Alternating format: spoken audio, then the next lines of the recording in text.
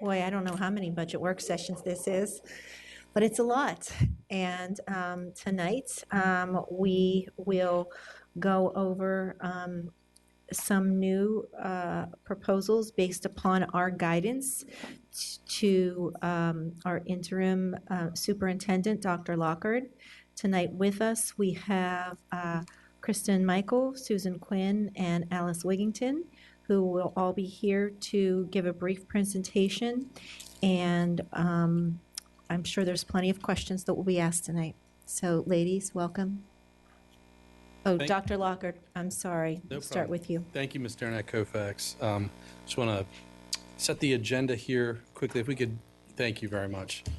Great. Good evening, school board members. Thank you very much for the opportunity to present this evening. Thank you for the additional guidance last Thursday evening. I'll start by saying that you've just gotten some of this information.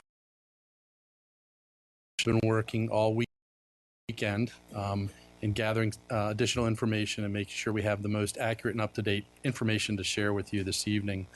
Please know also that we're not making any decisions here tonight, so I recognize there's still some time for us in the budget process, and we'll go over those timelines and upcoming meetings as well. Tonight, we're going to start with just going back over one more time based on last Thursday evening's decisions, the budget gap. I'm going to share with you our thinking. We're kind of foreshadowing some things for next week, but certainly want this opportunity to hear your feedback, try to answer your questions to our best of our ability. But there's some recommendations for closing the gap. We're going to summarize the investments in the 18 budget based on the recommendations. So one of the things you asked for last Thursday was not only, hey, show us some of the things that you're considering, cuts, et cetera, but also take us back to the proposals, what's included in the budget.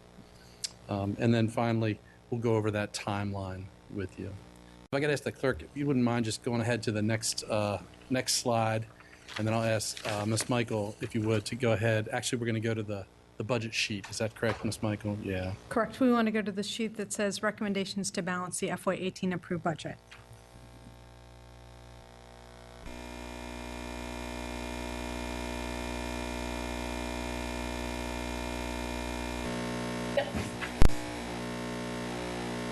Yes, thank you so much. So this is a chart that you guys have seen at each work session. I'm going to go through it as I usually do. Our FY18 advertised budget included a requested increase in the county transfer of $112.5 million. The county's advertised budget included funding of 51.7, so that left us with that initial gap of 60.9 million, which is shown in the first light blue bar. Then the final impact of the state budget as compared to our advertised budget was additional funding of 4.1 million. So that reduced that gap down to 56.7 million. Then as part of FCPS's FY17 third quarter budget review, we were able to set aside 6.5 million in one-time funding to add to our beginning balance. And then we recognized recurring savings in our health expenditures of 1.8 million. So those two items then further reduced that gap down to 48.4 million. Then, at the county's budget pre-markup and budget markup, they allocated additional funding to FCPS of 1.7 million. So that left us with a gap of 46.7 million to address.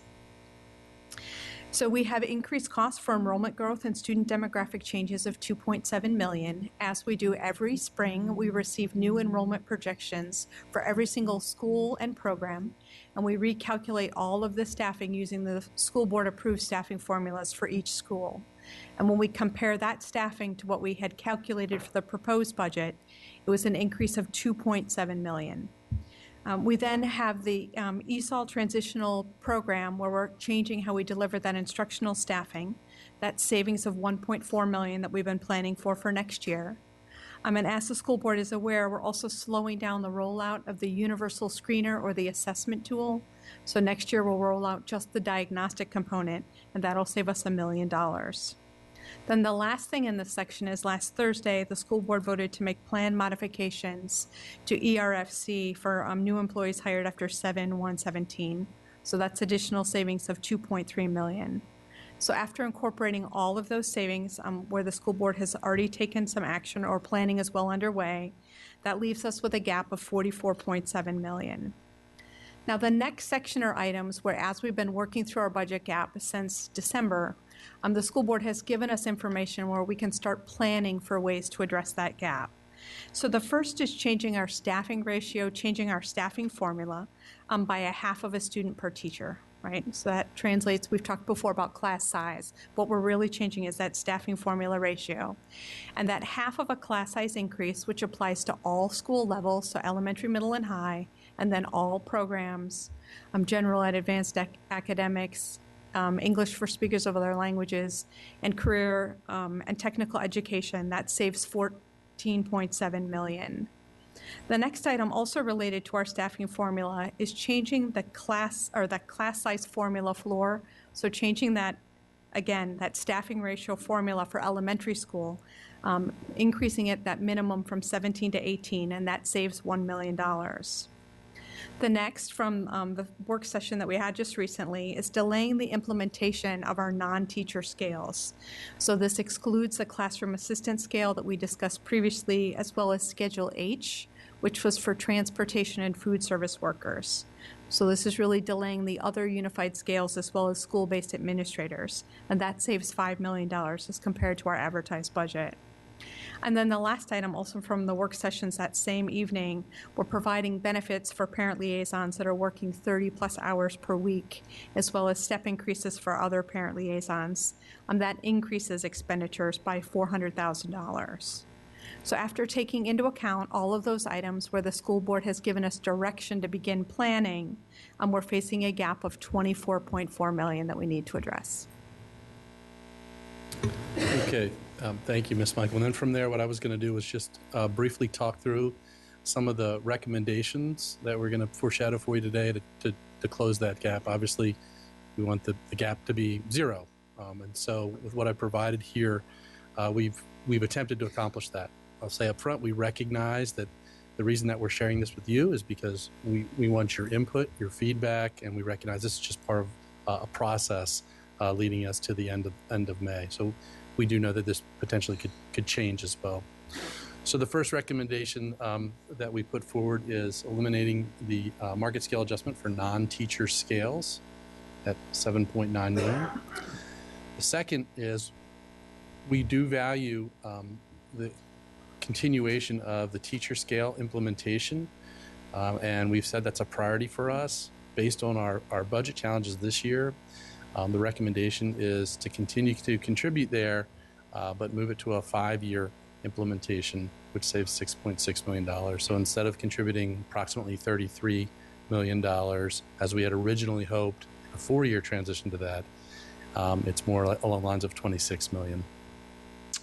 A reduction in central office departments at approximately $3.1 million. We have provided some, and again, we know we just got this, so we recognize might be opportunity over the course of the next week to really dive into it. But we've offered you some of the impact statements as a result. We've asked our department leads to really look at, take a deep dive, and contribute to our budget gap here.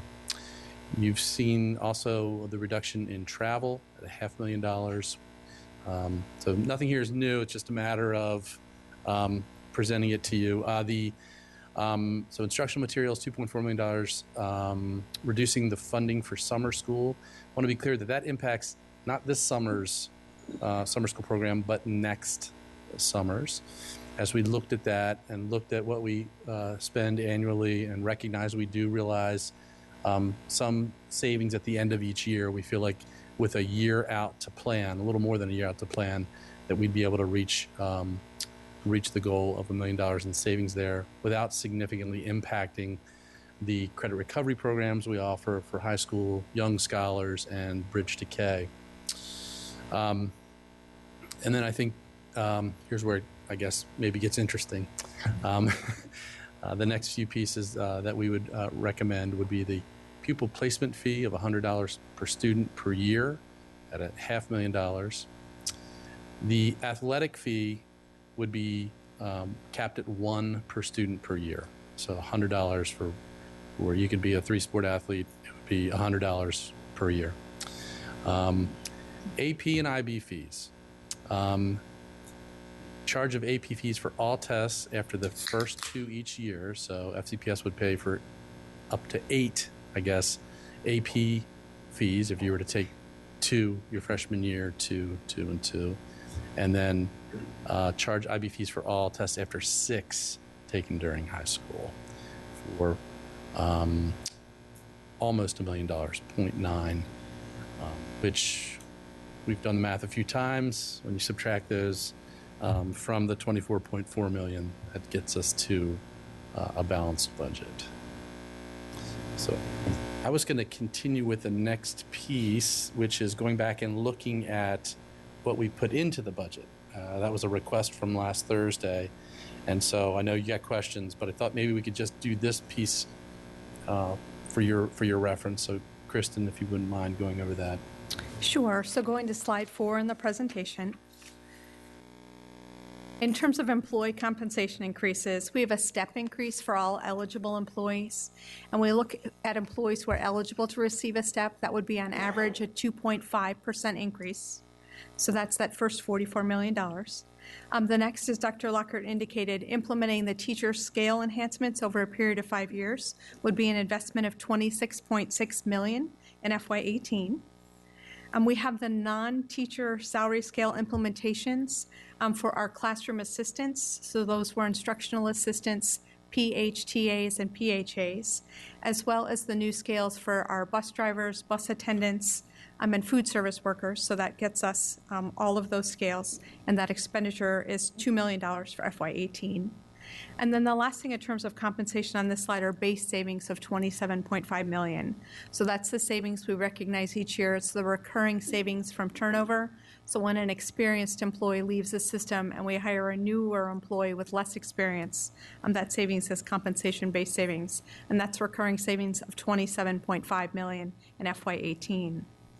So if we move to slide 5, these were our investments in classroom and operational resources.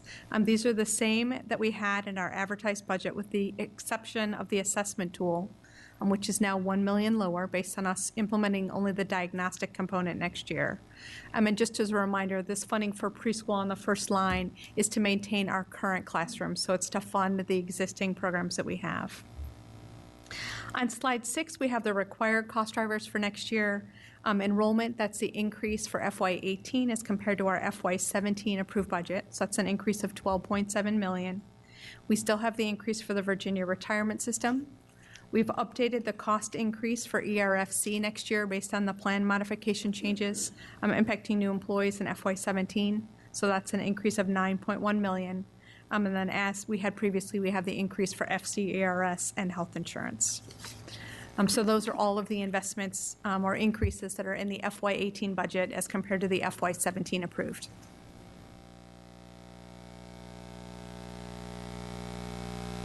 Anything else from Dr. Lockhart before we begin questions? Yeah, I think we can open it up for questions. The last slide was simply the upcoming budget dates, just to remind everybody of the upcoming sessions that we have. I will remind folks, obviously a lot of challenges to look at here. And while we've arrived at a balanced proposal with some of these recommendations, we recognize your questions, your thinking are really going to help also drive us to that balanced piece over the next few weeks.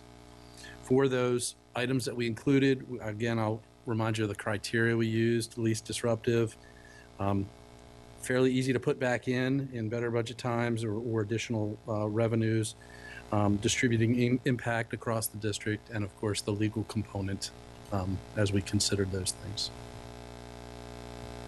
Thank you, Dr. Lockhart. Ms. Strauss. Thank you very much for all the work and the squeezing and trying to do the best we can with a difficult situation. Going back to slide 6, if we could just go back one. In FY 2019, because again, whatever we do in 2018 may or may not impact 2019, and hopefully things will be a little bit better. The VRS requirement for 2019, I mean, now we are fully funding all of that. What is the projected increase or no additional increase? In other words, this builds into the base a different number. I'm just curious as to what we expect in 2019. Sort of. So the state typically sets the Virginia retirement system rate for employers for a 2-year period. You're correct that FY18 is the second of that 2-year period. So depending on their actuarial valuation, right, they could change that rate for FY19, and typically they would be giving us a new employer rate for FY19 and FY20. But Now, we've gotten to 100% of that actuarial rate with this large increase in FY18. Right, so we shouldn't see an increase related to that. But based on that actuarial valuation, looking at all the other changes, we could see a change in the rate. Okay, so the assumption is it will not be another 25.5. And the Board of Supervisors, it's my understanding that they're going to look at their retirement system. And for the health insurance rate increases, we've done the pharmacy contract. Are we anticipating any other efforts for 2019 for more mitigation?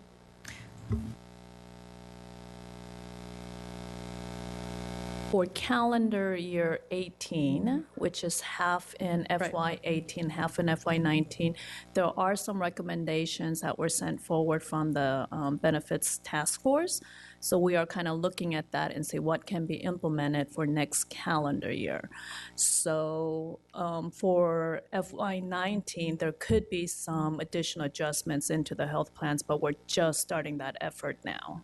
Okay, because in looking at the impact of some of the reductions, some I don't know how well they will wear over time in meeting other deadlines and just supporting schools, but certainly on a 1-year basis until we kind of figure out where we're going. It's the impact of the $3.1 million on central support pieces. I think that those are, by and large, things we can handle and see how it goes. But I can see some of it as having questionable impact on meeting deadlines, hearings office, et cetera. But I think for now, it's what we're going to have to do. So, thanks. Thank you, Ms. Strauss. Ms. Hines, followed by Ms. Evans. Thank you. So, and I apologize if you already said this. I think someone on the board asked for a school-by-school breakdown of the effect of the class size increase. Were we going to get that? Yes, we'll be able to get that. But when we get it to you, we're going to have to combine the class size increase with the change in the floor into one document, but we'll be able to give you that total. I know the other question that we asked was in total, how many positions from the class size increase were of what type? And I do have that overall summary to share with you this evening. So when we look at that class size increase of a half, it resulted in a reduction of 166.7 positions. Of that, 150.2 were teacher positions. 3 were instructional assistants. Sure, I'm happy to. So there were 150.2 teachers. There was a reduction of 3 instructional assistants, and that's related to, of the teachers, there was a reduction of 3 kindergarten teachers, and we always staff kindergarten with a teacher and an IA, right? So that's why those 3 IAs. There's a reduction of 4 assistant principals. And that's because at the elementary level, our assistant principal formula looks at the number of instructional staff, and we had 4 schools that fell below that threshold, so they'll lose an AP. There's a reduction of 6.5 clerical positions. Again, at the elementary school level, the office staff formula is tied to instructional positions. And then lastly, 3 custodian positions. And when we look at the custodial formula, it's tied to the number of teachers at all levels. So that applies to the elementary, middle, and high school formula. Okay, so we had 150.2 teachers. I'm Correct. assuming most of them are in elementary, but maybe not. I mean, because we have Correct, and they are at all levels, so I wouldn't say that most of them are at the elementary level, but we'll be able to get the breakdown by school, so you'll see how many at each school. Okay, do we have a sense of whether this is going to require letting anyone go? Is this a RIF situation? Based on the increase to the formula, no, we don't believe that it's a RIF situation for those teachers. So basically, there are other jobs in the system that they can go to. Okay. And the other thing oh, go ahead. And the reduction will be offset by enrollment growth. So we look in total, right? It's still likely that overall we're increasing in the number of positions. Oh, overall increasing. Okay. So, and with retirements and leaving anyway, it's not right. Okay. So the other thing I was going to ask, I remember a few years ago, we did a thing where we wanted to target relief to schools, particularly elementary schools, that have for several years large classes and getting larger because they don't get the needs-based staffing and they don't have Title I money, and they're all so. I remember that was helpful, and it was not a lot of money. So, is there any way we could take a look at some sort of a formula or an algorithm, right, where we could say, okay, here's a list of schools that are affected if they have had class sizes of over 28 or 29 for, in the past. Because, one of the ways that I think we've been dealing with the problem of large elementary class sizes is rather than making them smaller, we've added an aide in the room or something. So you've got, right now you can have 30, 31, 32 kids, unless I'm mistaken, in an elementary classroom. And as long as there's an aide in there, we consider it okay. Not anymore? Not anymore. FY17 was the first year where we did provide a teacher position out of the staffing reserve to ensure that elementary classes were below 30. However, you do have some exceptions. If you don't have the capacity in a school, physical capacity, then you did have to have kids, students that are larger than our standard. But we were able to provide some additional resource for that classroom. Okay. So what about that idea of somehow, if, I'd love to be able to find the $14.7 million somewhere and make sure that we don't do this class size increase at all. But if there's a way that we can target at least schools that we, from a policy perspective, can say, yeah, this is really, we want to protect these schools. Can we work on that? Part of year end? Oh, can you explain that? Yes, absolutely. So in the past, when we've gotten to our final budget review for the year, one of the things that we've looked at and we've prioritized is adding additional support to help us address those large class sizes with one-time funding. So that's something that we did in previous years, and certainly something we could do at year end. Okay, so I'm trying to remember, and maybe your memory's better than mine, what the magnitude of that would be, because I'm not sure what we were planning to do with year end. I've been kind of assuming we were going to kick it into beginning balance. Are we counting on the year end as part of our beginning balance? I believe anything that's available, yes, we would like to push forward to FY19. But if it was the will of the board to set aside some of that funding to address some of those hot spots, then we could do that. But we won't know what the class sizes are going to be until, obviously, all the students show up and all the teachers have been allocated and placed into the classrooms. But HR and finance and region offices monitor that starting in July through August to see what those class sizes would be. And at that time is when we can determine whether or not staffing positions are required to reduce the class size. Science, I'll remind the board, sorry, don't mean to interrupt, but we will still have a staffing reserve next year. And so our goal, and we think this is attainable, otherwise I'd have a much harder time putting this reduction up here as a recommendation, is that we can still meet our class size caps that we've put in place. Right. And I was just going to add that, Ms. Hines, one of the things that we've done this year is we've already started looking at staffing for next year.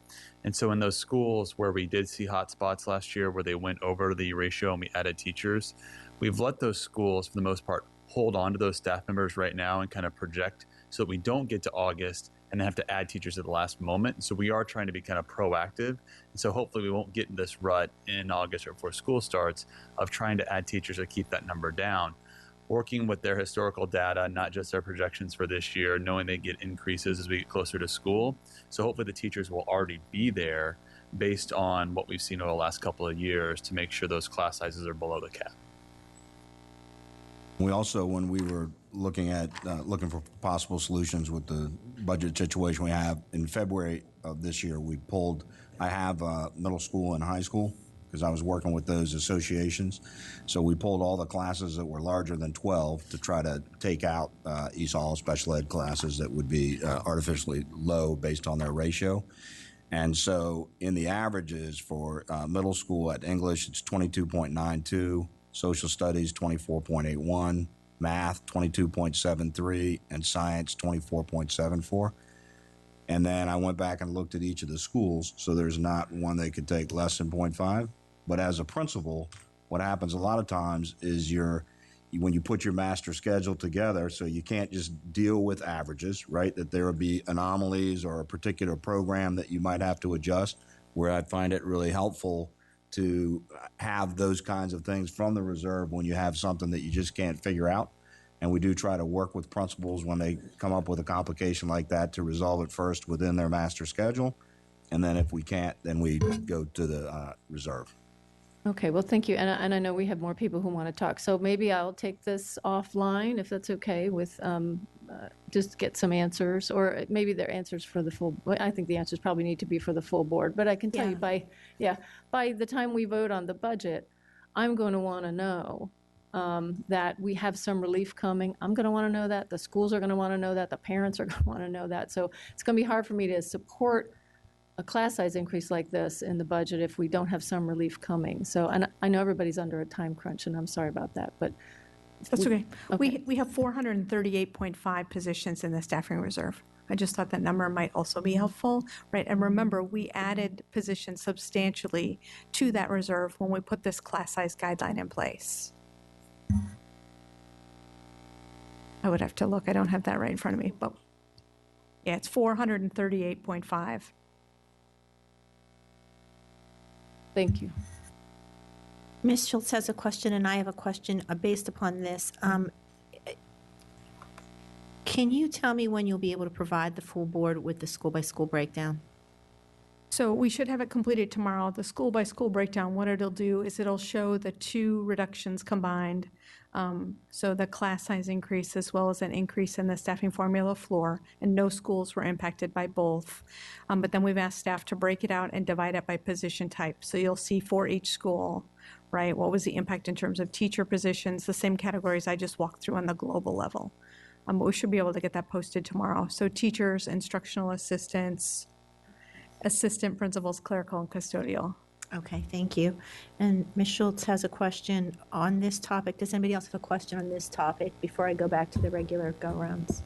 Okay, Ms. Schultz, followed by Ms. had a question for Evans. Mr. Paris on the numbers that you were giving us.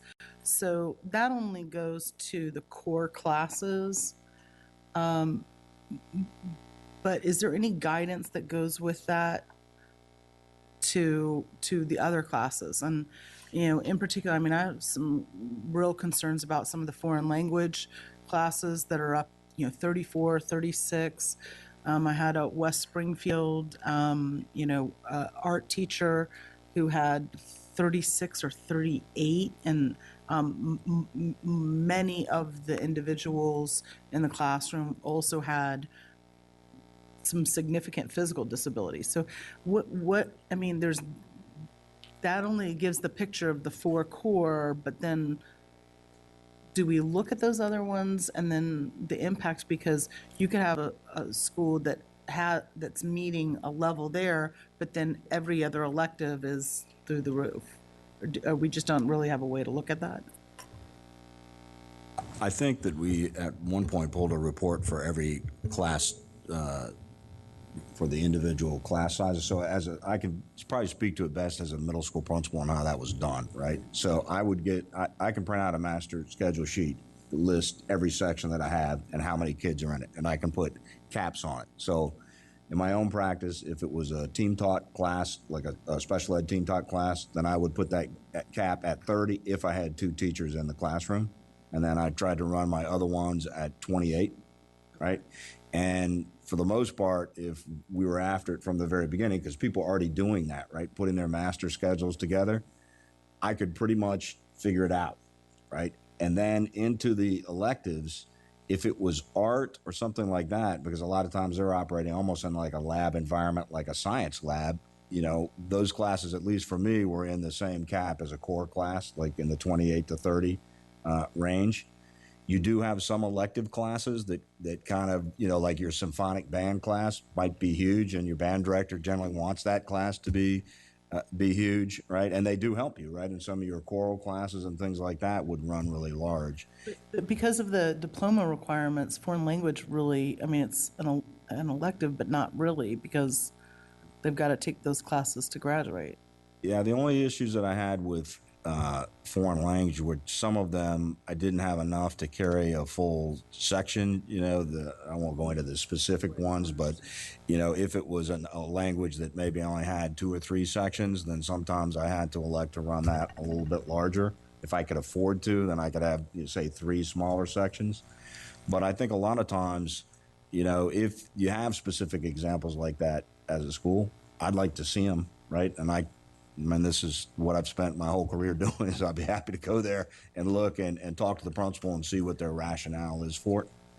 But, you know, I mean, I think you're right that anytime you look at just mean averages, it's kind of hard to make all the considerations until you put it down on paper what your master schedule is going to look like. You know, I think in large measure, when we were looking at these numbers, particularly at the middle school and high school, and we have some protections at the elementary, we felt like we could do the 0.5. And in truth, we've been there before. I don't like it, but I know we've dealt with it in the past, so we felt like we could do it. Okay. Thank you. Ms. Evans, and then you can continue with your other questions, because you're next. Okay, thank you.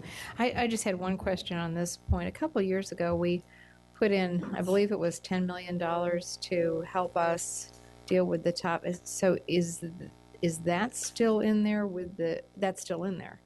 Correct, that is still, that 438.5 reflects that additional 10 million that was added. Okay. So I just think that that's important to recognize then that the $10 million that we decided to put in there for that reason is still in this budget. So good. Okay. Thank you.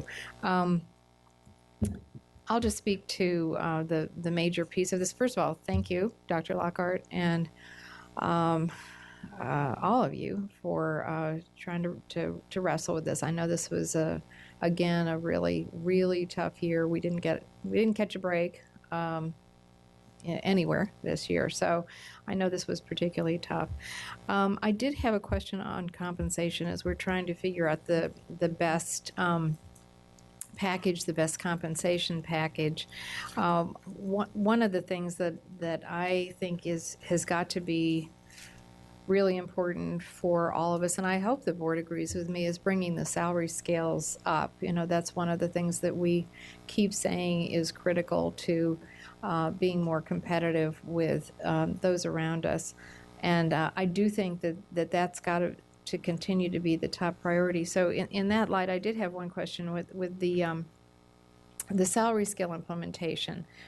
That includes the 1% MSA, correct? Or does it not? Is there a 1% MSA in here? So when we developed the teacher scale enhancement recommendation, right, we didn't provide a separate market scale adjustment. The value of the market scale adjustment was part of that total investment. So not everyone will receive a 1% market scale adjustment. It's the value of that was included in the scale enhancement. So beginning teachers would not get an MSA? I'm sorry, what? I think you're... So a teacher who's currently a first-year teacher this year, Yes. right, while they won't get an MSA, what they're going to do is, if step is given, they'll step to step 2 on that newly enhanced teacher scale. Okay. Right, much like we did last year, exactly. But all they would get would be they would get a step, plus they would go up the scale, but there isn't a separate... Okay, let me ask this another way then. There is $26 million worth of investment in the teacher scale. Mm-hmm. That is working toward the new future scale that we want to implement for our teachers. So there is an increase in the teacher scale. It's just not distributed evenly throughout all the steps Okay, so as an those, MSA, correct? so those at the top of the scale that are no longer eligible for STEP, would they get anything? Not as it's currently recommended, no. Okay, and that gives me concern. And that's true for the US scale as well. Okay. It gives me concern because I know that we want to get those mid-career salaries up. I get that and I agree with that. It does bother me that our most veteran teachers would get nothing from this, though. So I would like to at least play around and have the board consider possibly looking at this slightly differently. I'm not sure exactly how, but I do think that it's important that we bring the scales up as much as we can. I think that that's going to be important to bring the scales up as much as we can, and also do something for those at the top.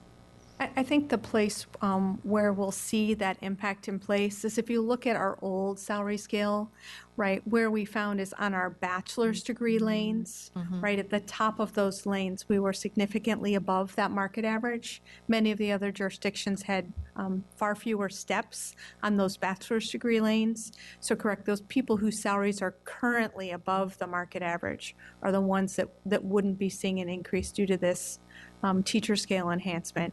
And then because their salaries are over market, right, there are no additional steps either because they're beyond the top of that salary scale. But would that be our most veteran teachers, the ones who've been with us 30 years and are no longer eligible for STEP? They would be most veteran teachers if they still have a bachelor's degree. That wouldn't apply once you get to the master's degree and the other lanes, So unless they've been here beyond 29 steps. right. Well, that's what I'm saying. If somebody's at 30 years, then this would not help them.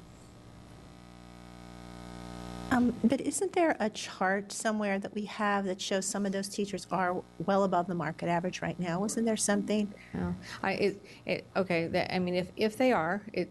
somebody I who's been think with us there's- 30 years, I don't like the idea that they would get nothing. No, I understand, Yeah. but I think that was Ms. Wigginton. I you think can if pull I'm that up, what thinking about budget this question it correctly, if you're already sitting, say you're a teacher and you have a master's degree plus 30 credits, and you're currently sitting on the top step, Yeah. with the teacher scale enhancement, that top step will be higher because the whole scale is going up slightly. So they would get a little something out of part 2 there.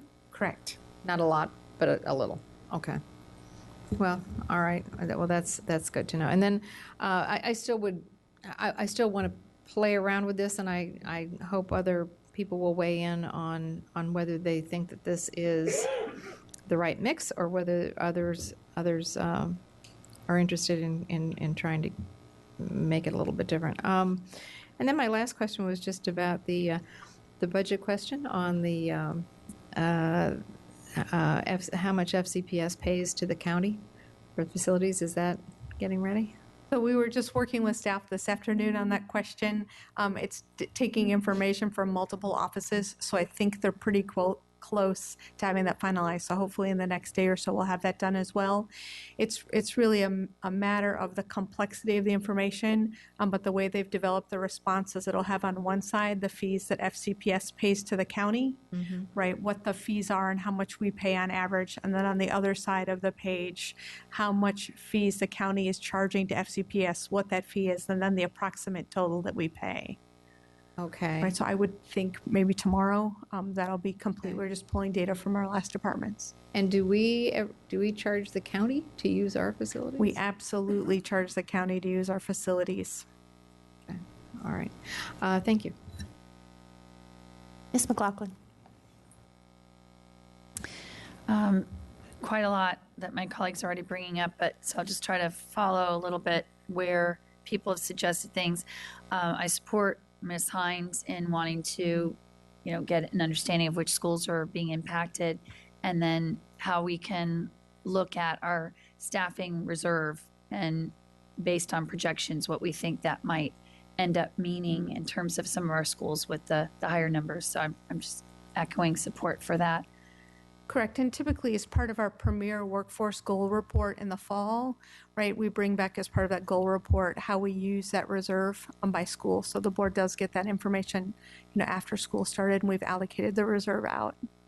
I appreciate that, but since we're going to have many anxious parents who have lobbied very passionately of where we have large class sizes, particularly at the elementary school level, and it is in certain areas of the county, I think we have benefited from the prior leadership where Dr. Garza said, let's make sure we don't exceed class sizes to a certain level.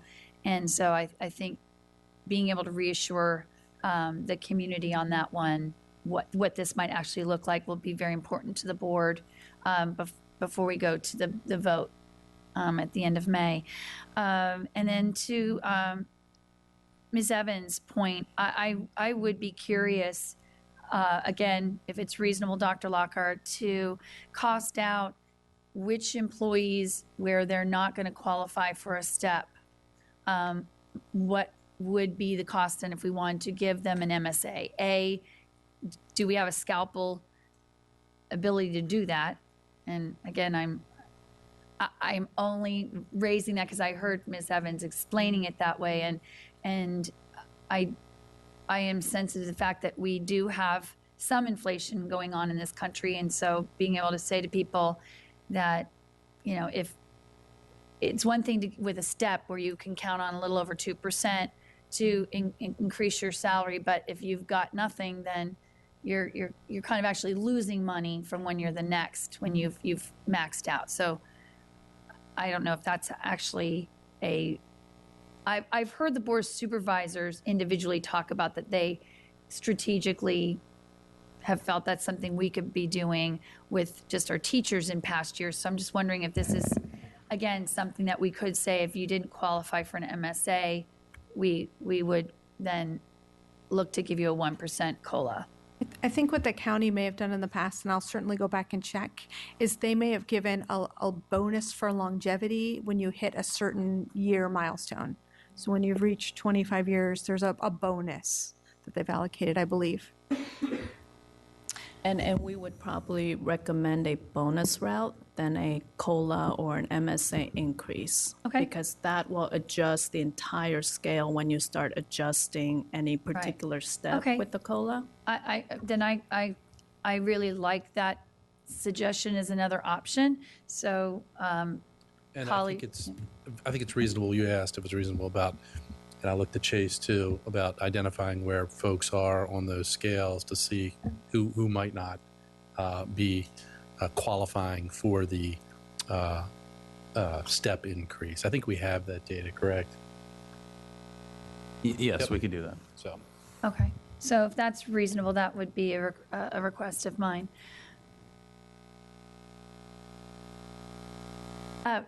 Ms. Evans, if you want to speak to that point, because it's just more relevant to speak to it now, that's fine. Or I was just going to say, I would be interested in seeing that costed out as a budget question. And again, not that we want to do too much with year end, but maybe that's an opportunity for year end.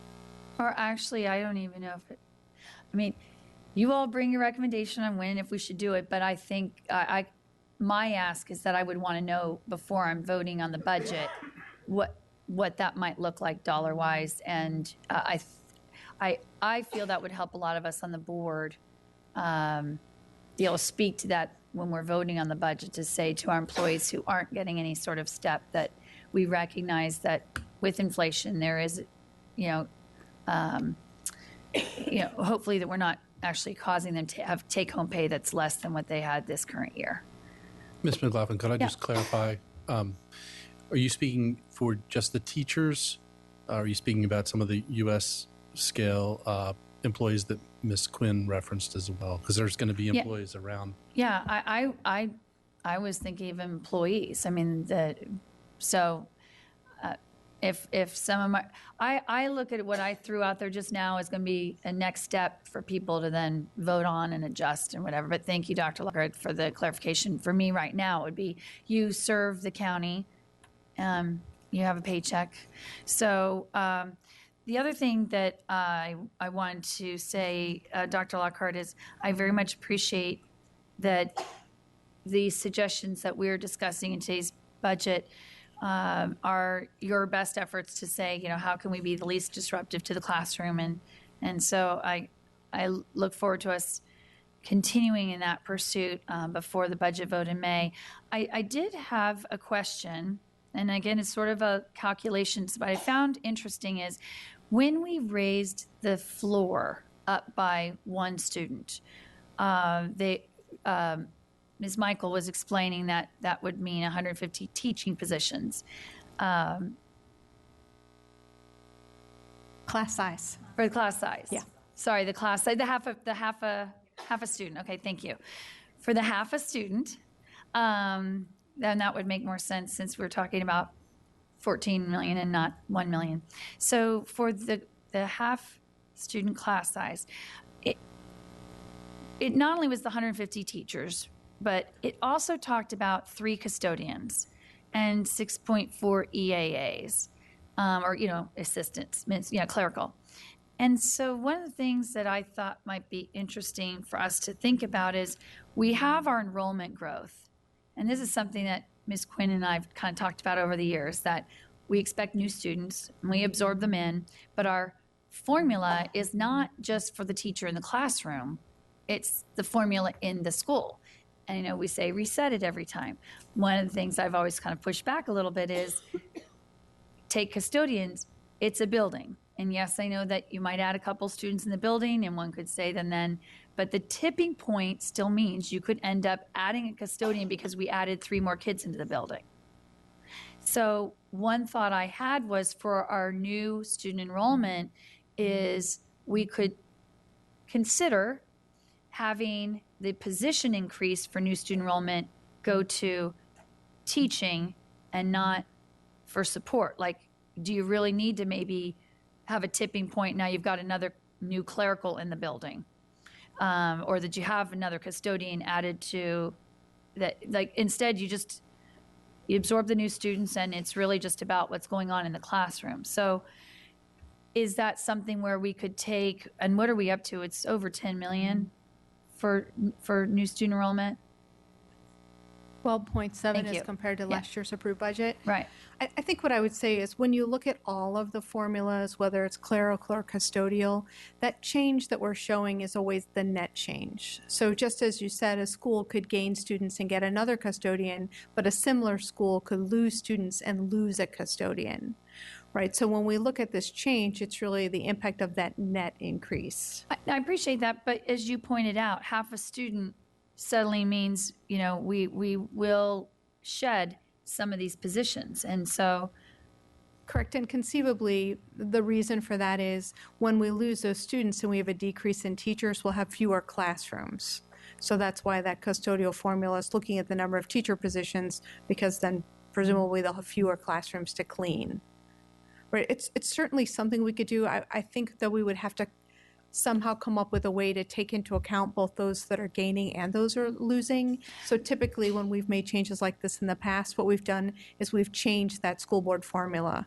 So if the formula is allocating out, positions based on X number of instructional positions, just increasing that threshold as a way to be consistent across all schools, because a school may be gaining or losing this year, but another one might not at all. And then the question is, when we get to next year, how do we treat it? no, I appreciate that, but I do think given we created a staffing reserve for teachers so that we could, prevent some of this changing up and down within schools and what that might mean for a spillover effect. It's just something to think about with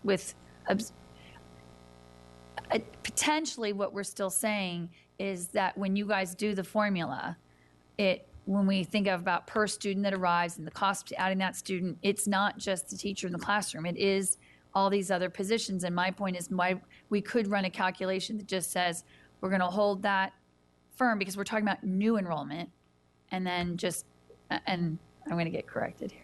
Because we're recalculating the projection at every school, keeping some of these positions static when a school is losing enrollment and losing teachers, it's difficult to keep these positions static. We want all the positions within a school Right. to follow student enrollment and teachers. I understand that, but even going to the whole thing with the custodian and we add a classroom, so now we're going to need to add a custodian perhaps at a school. I just think it's something to think about, that we could technically say we'd like to hold our custodian positions at. So not pull the custodians either when they lose a classroom? No, I just said don't hire new custodians, and if we have to triage them where they go, it just I understand what you all have described, but at times I just still don't understand that your costs are not just the new teacher, and that's still something that I've struggled with. You're I'll absolutely take it correct. offline and Sure, we I can just figure wanted to it make out. one other point that I thought might be helpful. We don't adjust support positions from the staffing reserve. So I if know a sch- that. Okay. Yeah, just- that's just for teachers. I was trying to say another model might be that, when we look at how we strategically place teachers in buildings with a staffing reserve, you could create a staffing reserve for custodians and strategically place them based on where we've had growth that was more than expected in one building. And, tipping point, maybe you don't have to add them. So the other thing is that to the AP and IB, if we can pull that slide up with the AP and IB test fees, The superintendent's recommendations, and it's near the bottom. okay.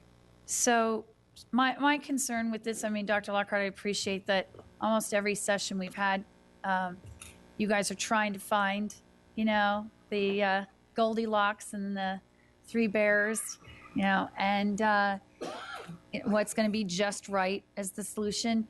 I'm going to reiterate for my colleagues that about 2/3 of our high schools are AP high schools, not IB.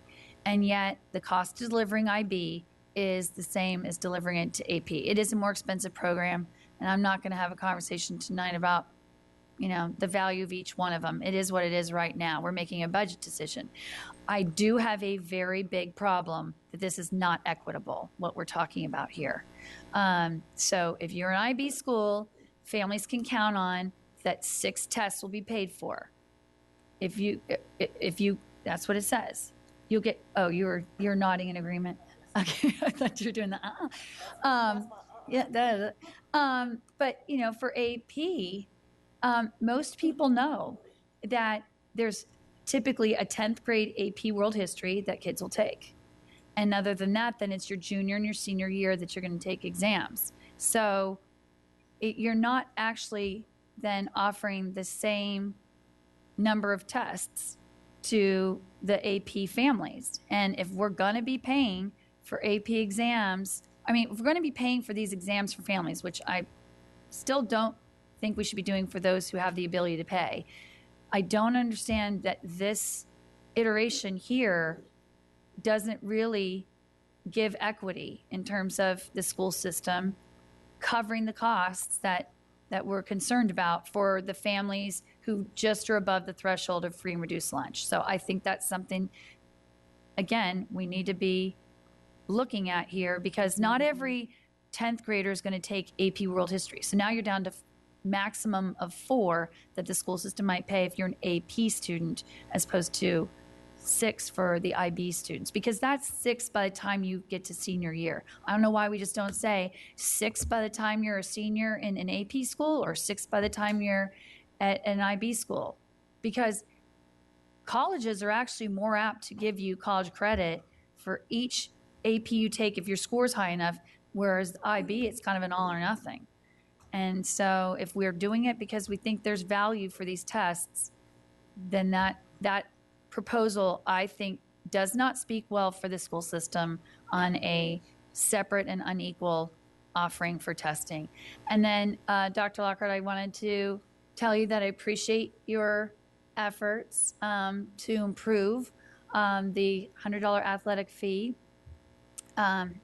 Still don't agree with it, and I worry that, yes, we can gross $1.5 million out of it, but I would highly caution, and in fact, I will send out to the athletic booster presidents, and actually I'm going to ask that the DSAs provide us with what is their budget that they get annually from the school division and what is their overall operations. Because what we heard at one of our governance meetings is some of them can get up to 50% more of their revenue that's coming from outside of what we budget them.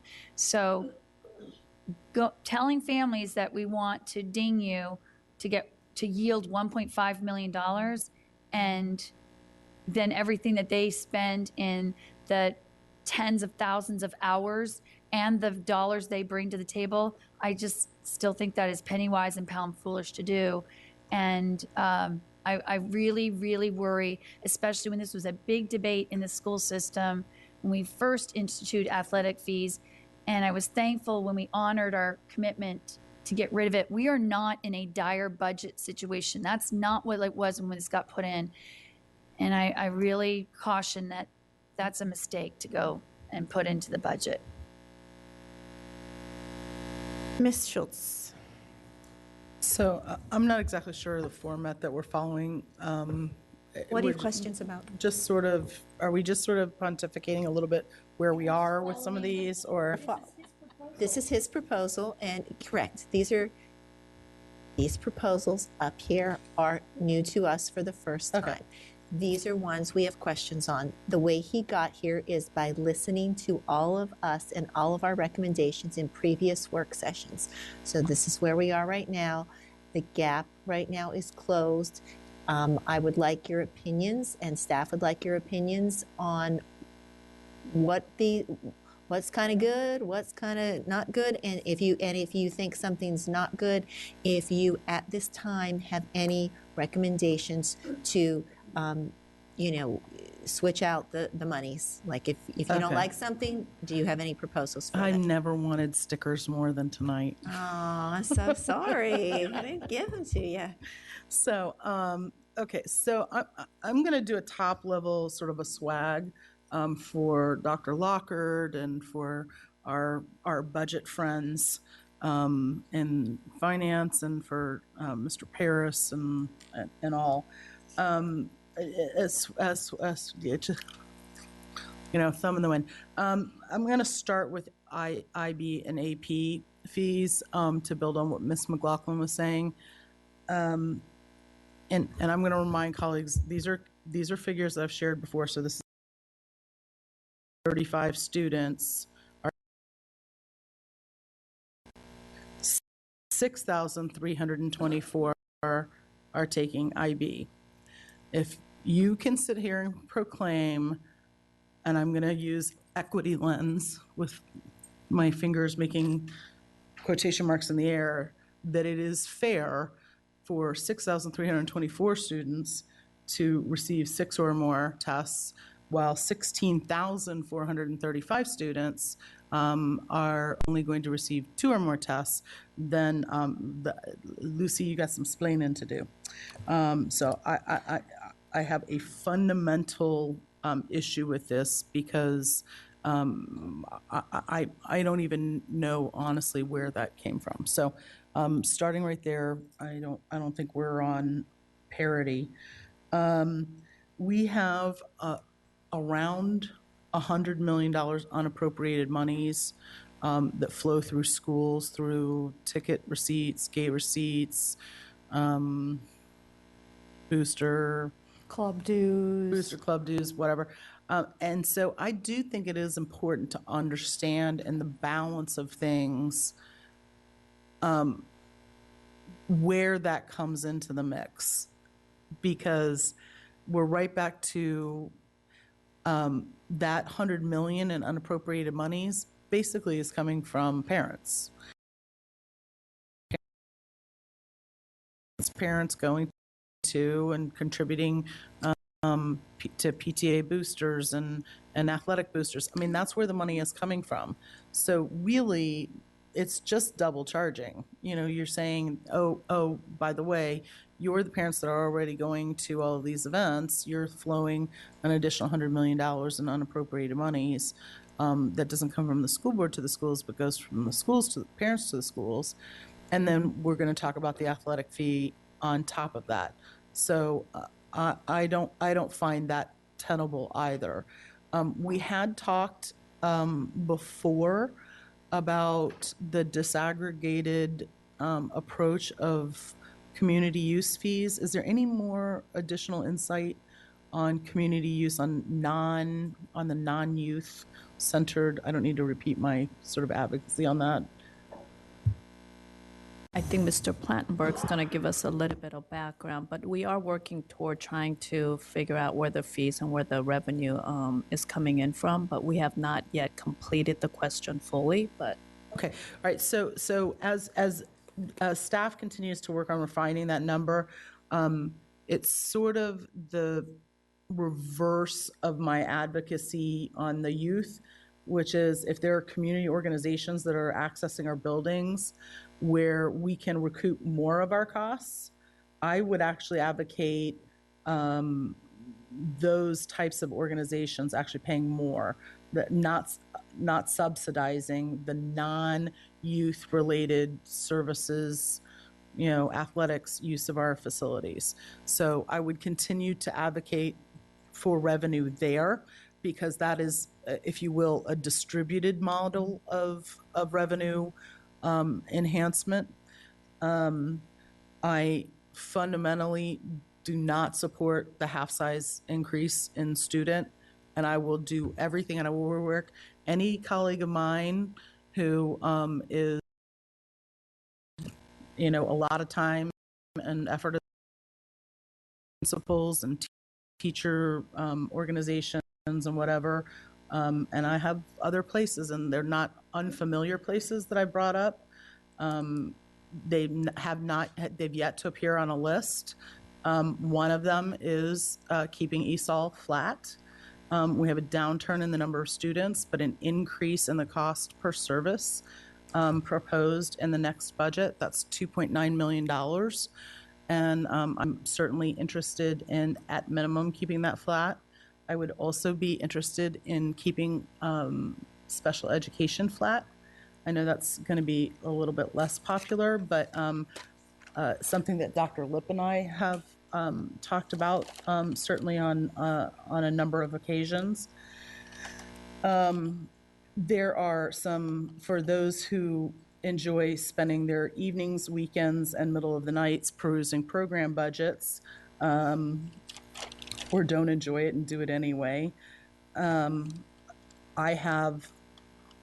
would also like to offer reducing the number of full-time equivalents in the TJ admissions office.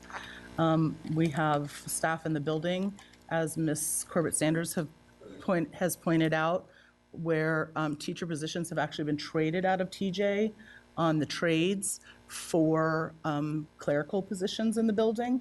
And if there's that degree of sort of fungibility at the building level, then this is something that we've grown over time.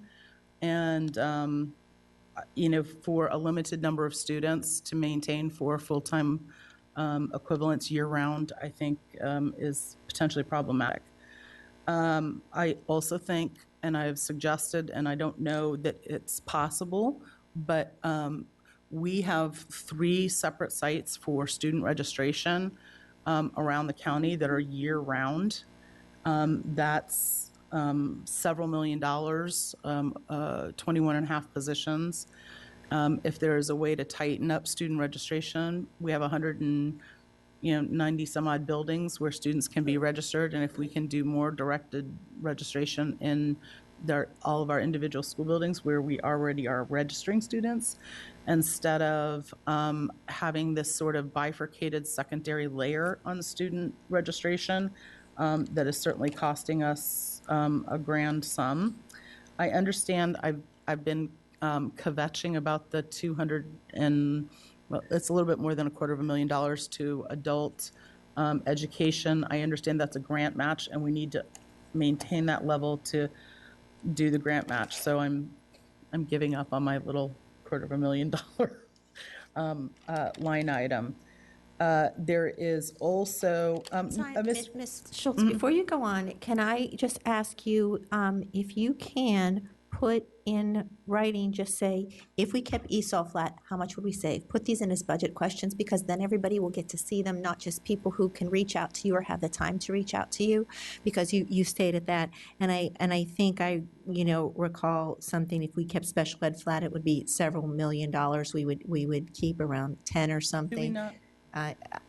We answered a budget question response in terms of holding special education flat. Yeah. So because our costs are going up for benefits and salaries, right, that would actually mean decreasing the services to students, if I'm understanding what you're saying correctly. So to keep the expenditures flat, if we have increasing costs in terms of salaries and benefits, right, in order to keep the expenditures flat, we have to eliminate positions equal to whatever that increase is if you literally want to keep it flat. That's what I'm not quite sure when you say flat. So how there was a flat? budget question in this regard, specifically on the special ed.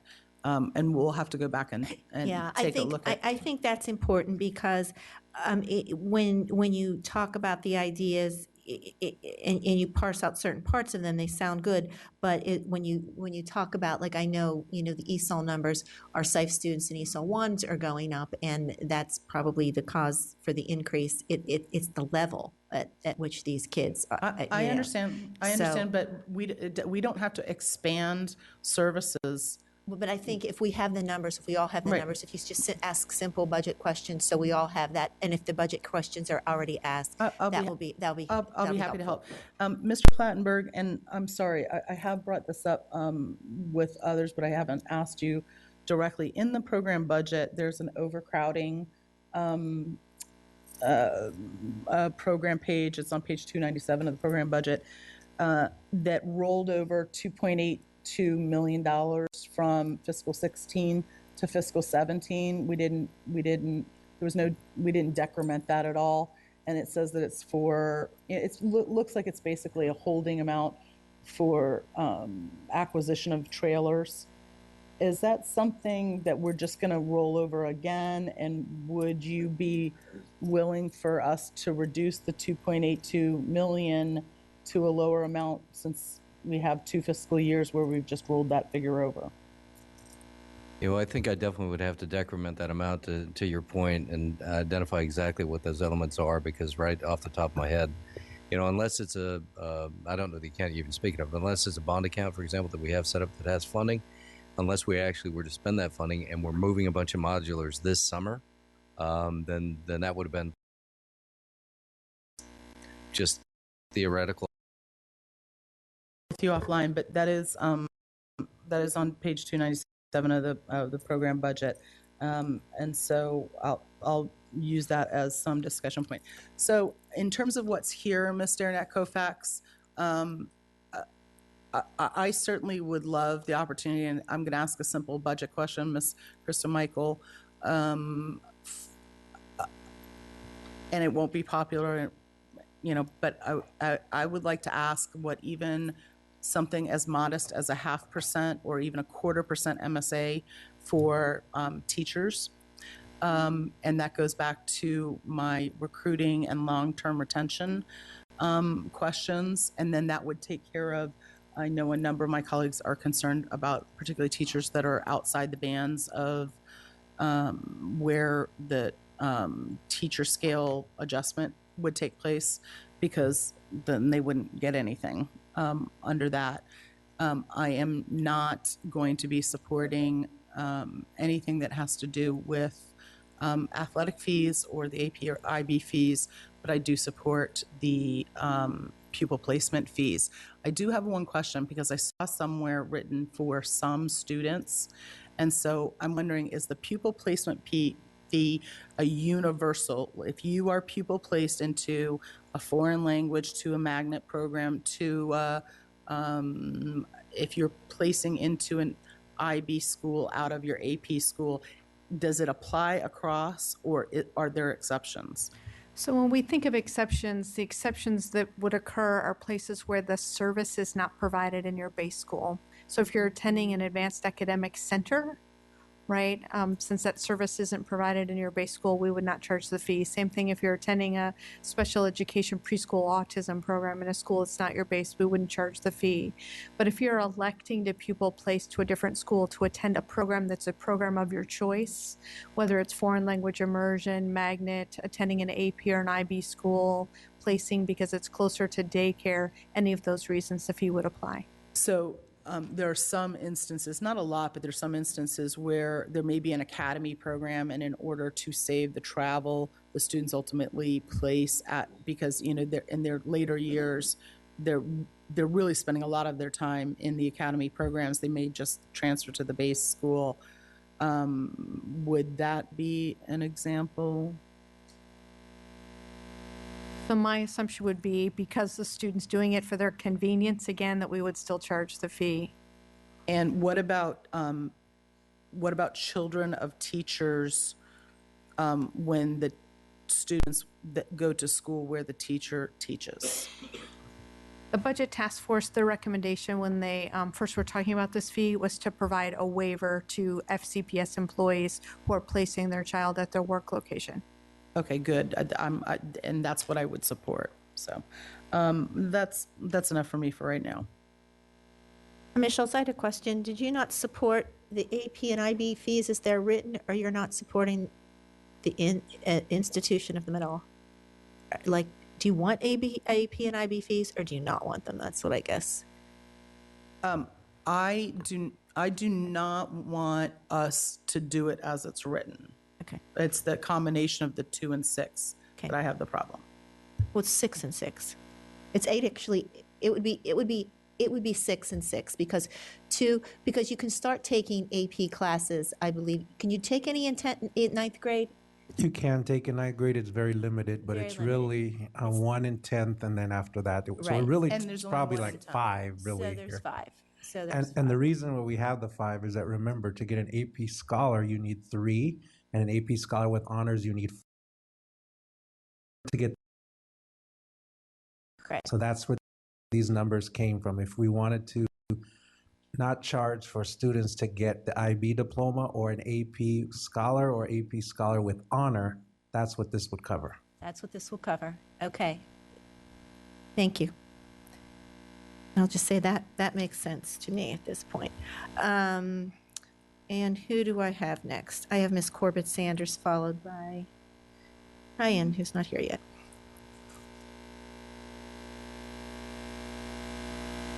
Just wanted to kind of address some of the things that have come up so far and remind my colleagues of them. If you look at budget question number 76, I would remind everybody to look at that because it shows the current total compensation and where we're at as far as neighboring jurisdictions and where we are above and below. So I would urge people to take a look at that as we look at the recommendations on the investment in the salary scale. Second, I would like to bring your attention to question number 9, where we talk about traded positions. And I want to talk about that because of the discussion regarding the staffing reserve and the elimination of positions. So with the increase in class size, we're talking about an elimination of 150 positions. And we have 438.5 positions that are currently in the staffing reserve.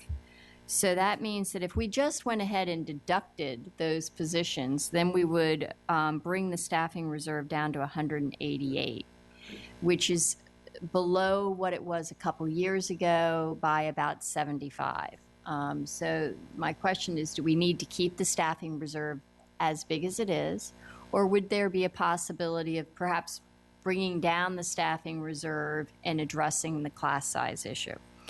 And as we're looking at the class size issue, again, I would direct my colleagues to question number 9 on page 136, where we see that 744 teacher positions were traded in. And so, yet again, that's an area, and I know Ms. Schultz mentioned the 5 teacher positions that were traded in at TJ for administrative staff.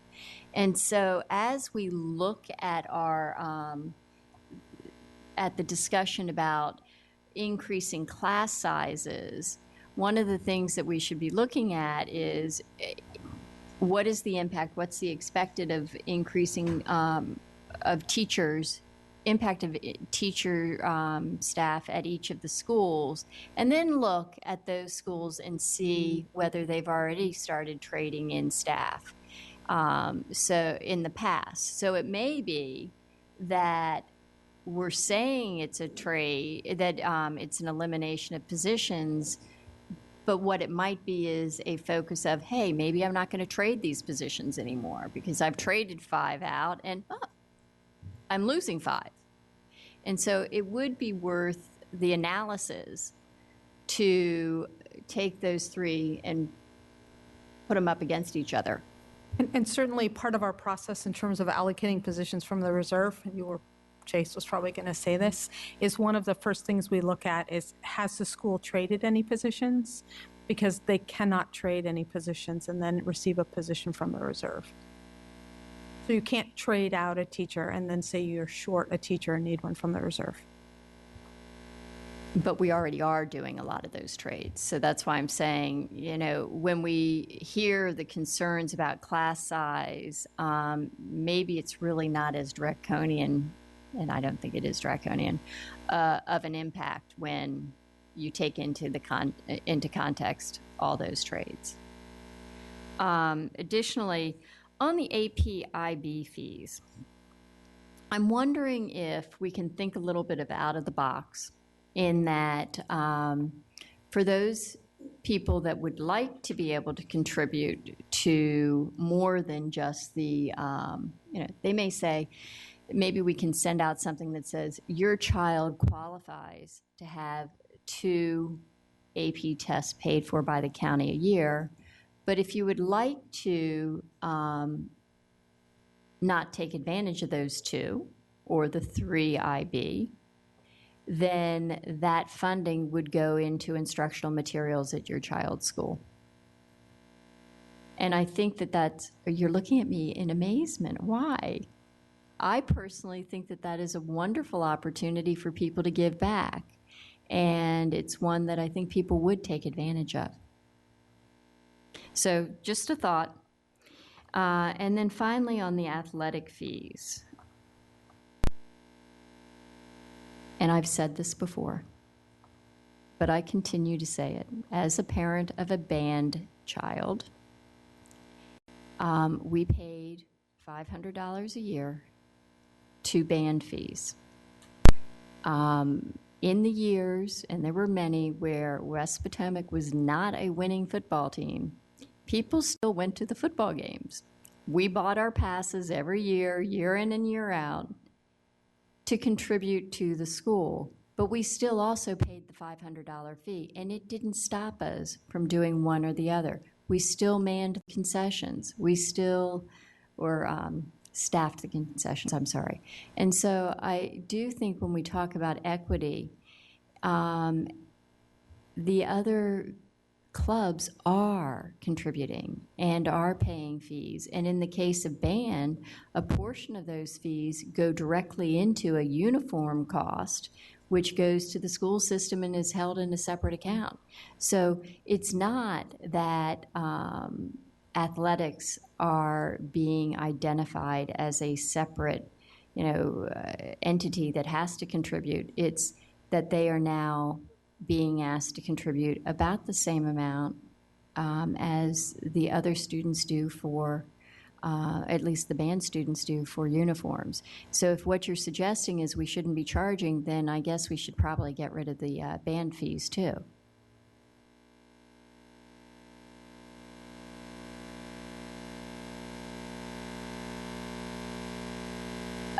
Oh, and so do the band kids. I mean, they contribute. Yeah. So I mean, I'm just saying that if we're going to talk about leveling the playing field, then it does go across. And so those were just a couple of comments that I have. I should have started, and I apologize for not starting with a thank you for the sharpening of the pencil. It is appreciated. It does make it a little bit easier for us to all focus in the next month.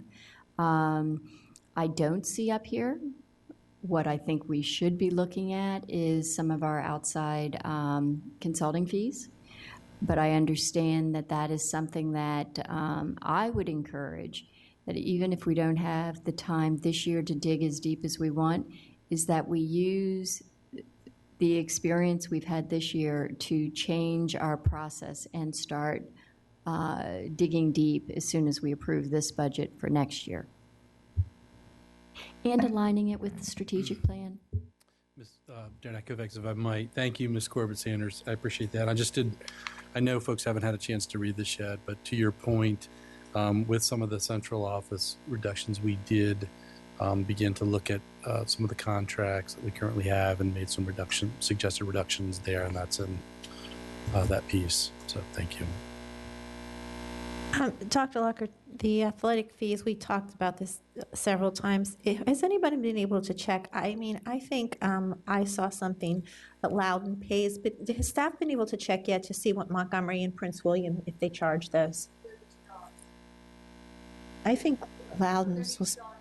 Well, So Montgomery does charge the $30 or $32.52, and it's not an athletic fee, it's an activity fee. So Activity they fee. charge it to any student who participates in any type of club or other activity.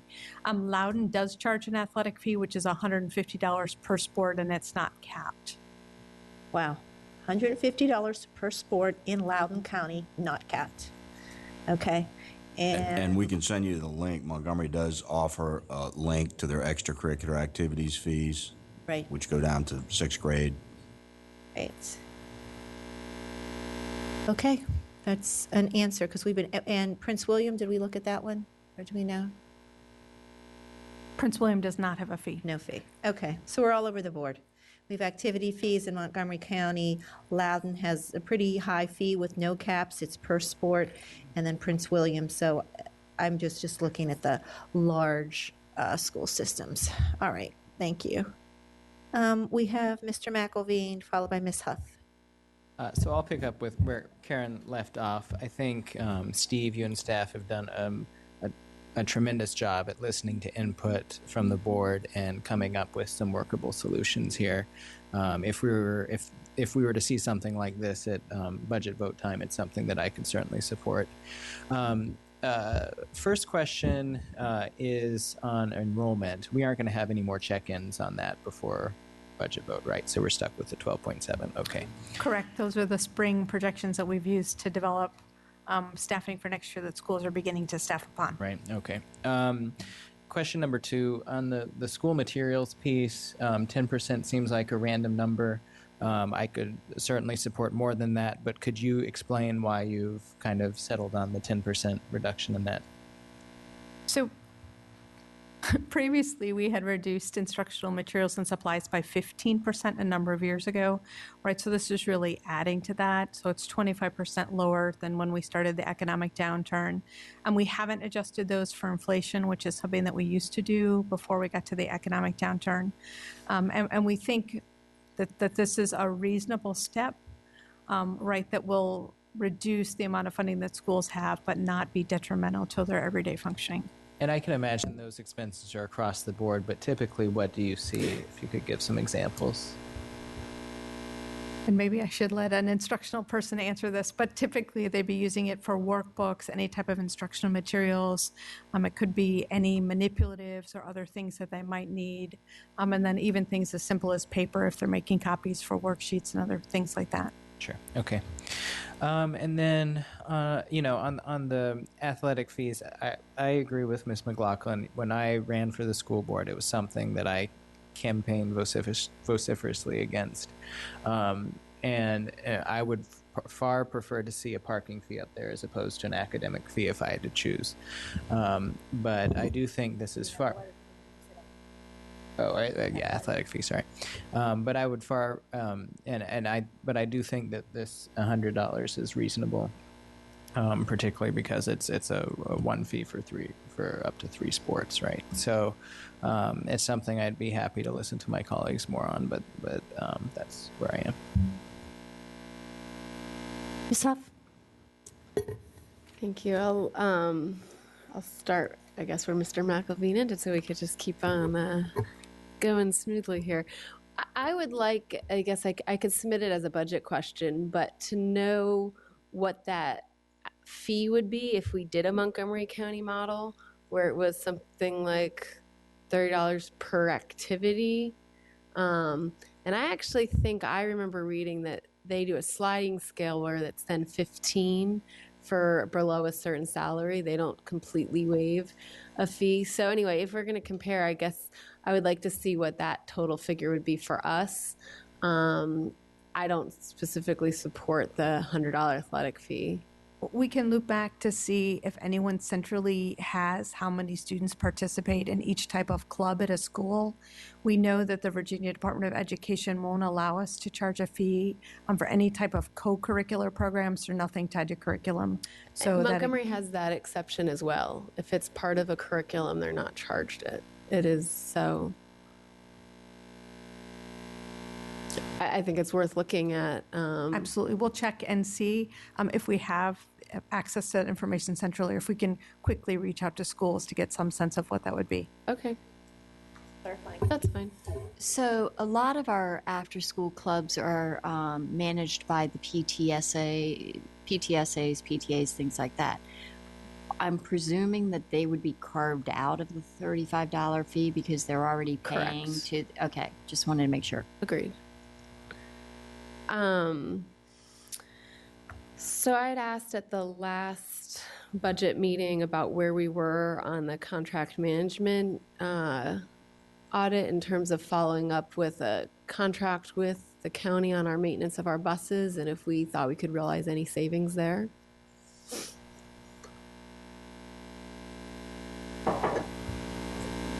One of the interesting things that we found when we actually took a look at some of the cost differential, because I know that was a discussion before about the actual trades, mechanics and the mechanics fees, we found that we were just above, I think it was Prince George's County, out of all the different jurisdictions that were compared. And this was the DVS folks really, it was above Prince George's County. Prince William County, in other words, charges higher amounts. And so did Arlington County in terms of our actual labor rates, which our average was $65.50 is what DVS was charging us. I say us, but it's the general county that charges that rate. And if you take a look at that regionally, now that's with public sectors, right? So if you took a look at that cost regionally with what the private tiers were charging, for example, it ranged anywhere from 68 to, well, the average was about $103. So we still were well under market, both on the private side and well under market in terms of the public, in terms of what we were being charged. I'm sorry. No, well, just to clarify, so when you say compared to other counties, those are what other counties are charging their school systems, or those are what other school systems are being charged by some entity? Those are what other county garages are charging for their labor rate per hour for their mechanics. Okay, not necessarily servicing school buses, just general Correct. mechanics. And are the other school systems all being serviced by their county garages? It ranges. I know that when I was in Loudon, I oversaw the garage that also, I was in charge of refuse school buses and police vehicles and all the county vehicles as well. So that was out of the actual two garages that I oversaw. All right.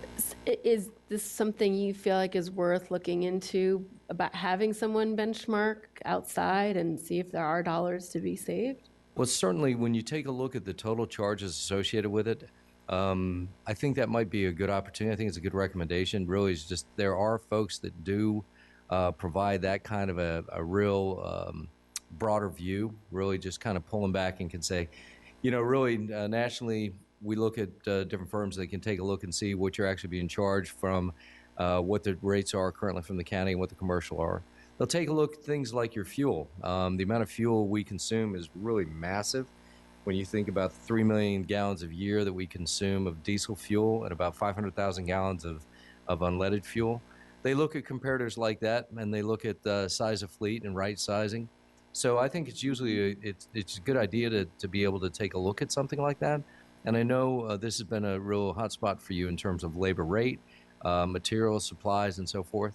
I think that might be a good way to follow up, just to try and see. Now, of course, I'd like to see what that might cost. I'd like to minimize that impact. Sure. But Well, is that something you need direction from the board on, or is that something that you can follow up from that previous audit? I can go ahead and follow up and get a general understanding of it. Recently, actually, I had the opportunity with Miss Evans, and we were at a place that actually was the sleep conference, the National Sleep Conference, and there was a group there that's what that firm does. And I had a side conversation with one of the members there, and they were talking about some of the comparators that they had done in other states. Okay. Yeah. So I guess that's helpful for the future. And the future is now, just Future about. is now, so maybe we can get an answer for that in the next. May I go back to 3 your weeks. question on the fee structure similar to Montgomery County? Sure. Were you considering that for high school students? I believe Right, Montgomery Mr. actually Pierce charges said it middle was through school sixth students as grade. well? Yeah. I don't know. I guess for comparison's sake, we should compare what they're doing and see what that figure looks like, and we could always adjust from there if it was something we were considering. Let's compare the apples. Okay. And then I want to ask, sorry to be continuing heading over to staff over there. There was something, I see parent liaisons are now in there as the board had given direction at that one work session. But I recall that staff was actually recommending something different for parent liaisons, which was the steps across the board. I don't remember ever hearing from staff why that was their recommendation. And so I guess I'd like to hear why that was the recommendation. So going forward, when we're considering amendments, if that's a place I want to go, I'd like to hear the reasoning for that recommendation. Sure. Excuse me. I think one of the reasons for that recommendation and looking at the options that were presented, the step was something that kept the employees compensated at the same rate for the work that they were doing. To recommend a step for one group, but to recommend that the other groups stay at an hourly band would have been an inconsistent practice. And so looking at where we were, looking at the budget constraints that we're talking about this evening, as an initial step, providing all of the parent liaisons that step movement seemed like a place that we could go. So now by having putting one group on contract, they are getting this step? They're all getting this step. And then that one group's getting the contract? They're getting benefits on top of that, correct? Right. Okay. And so what would be the difference of taking off that one group of getting health and benefits? Currently, they receive health benefits, so it was really all the other suite of benefits, and I believe that was around $230,000 or $250,000. About a $200,000. Okay. All right. And then one other thing I guess I would like, and this is something Dr. Locker and I had an opportunity to talk about, is what it would look like if, considering the schools that have foreign language in elementary schools, to not eliminate understanding that we're not in a position at this point in the year to participate in the RIFs. But if we looked at the teachers in certain schools that would be available for some of our vacancies, what it would look like. And I guess that's similar to what we're saying here with the increase in class size of half a student.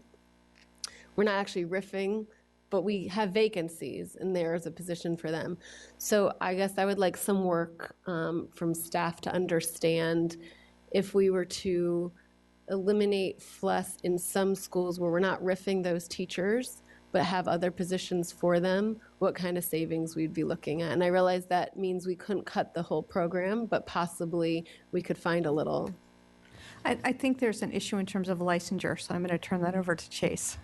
When we talked about, thank you, Kristen, when we talked about the RIF not taking place, that was based on looking at enrollment going up and being able to place those individuals. But if we're talking about programs, we would have to do a reanalysis about whether or not there would be a RIF situation, because as Kristen alluded to, we have to base it on how teachers are licensed. And so if we're talking about a program cut, rather than increasing class size, it becomes a different analysis. So that's what I was saying. I'm actually asking if I weren't to suggest the program cuts, but to look at teachers that would be eligible based on their licensure to fill other vacancies. So it would be similar to, we're not suggesting raising class size by one whole, it's being suggested raising it by half. So similarly, could we do something with FLES? And we could talk about it again offline. I know I'm just having trouble following your thought here. So, say it one more time. So if not, we can follow up within the FLES program, correct? There are teachers who would be eligible based on their licensure for some of our other vacancies. So they wouldn't be RIF'd. Gotcha. My understanding from talking to Dr. Lockhart over the weekend is at this point in the game, suggesting an elimination of the program in total would cause a RIF. And so I'm trying to say, is there a way we can not cause a RIF but still find some savings? Correct, and I'm going to defer to Sloan in terms of talking about how teachers for FLES are licensed.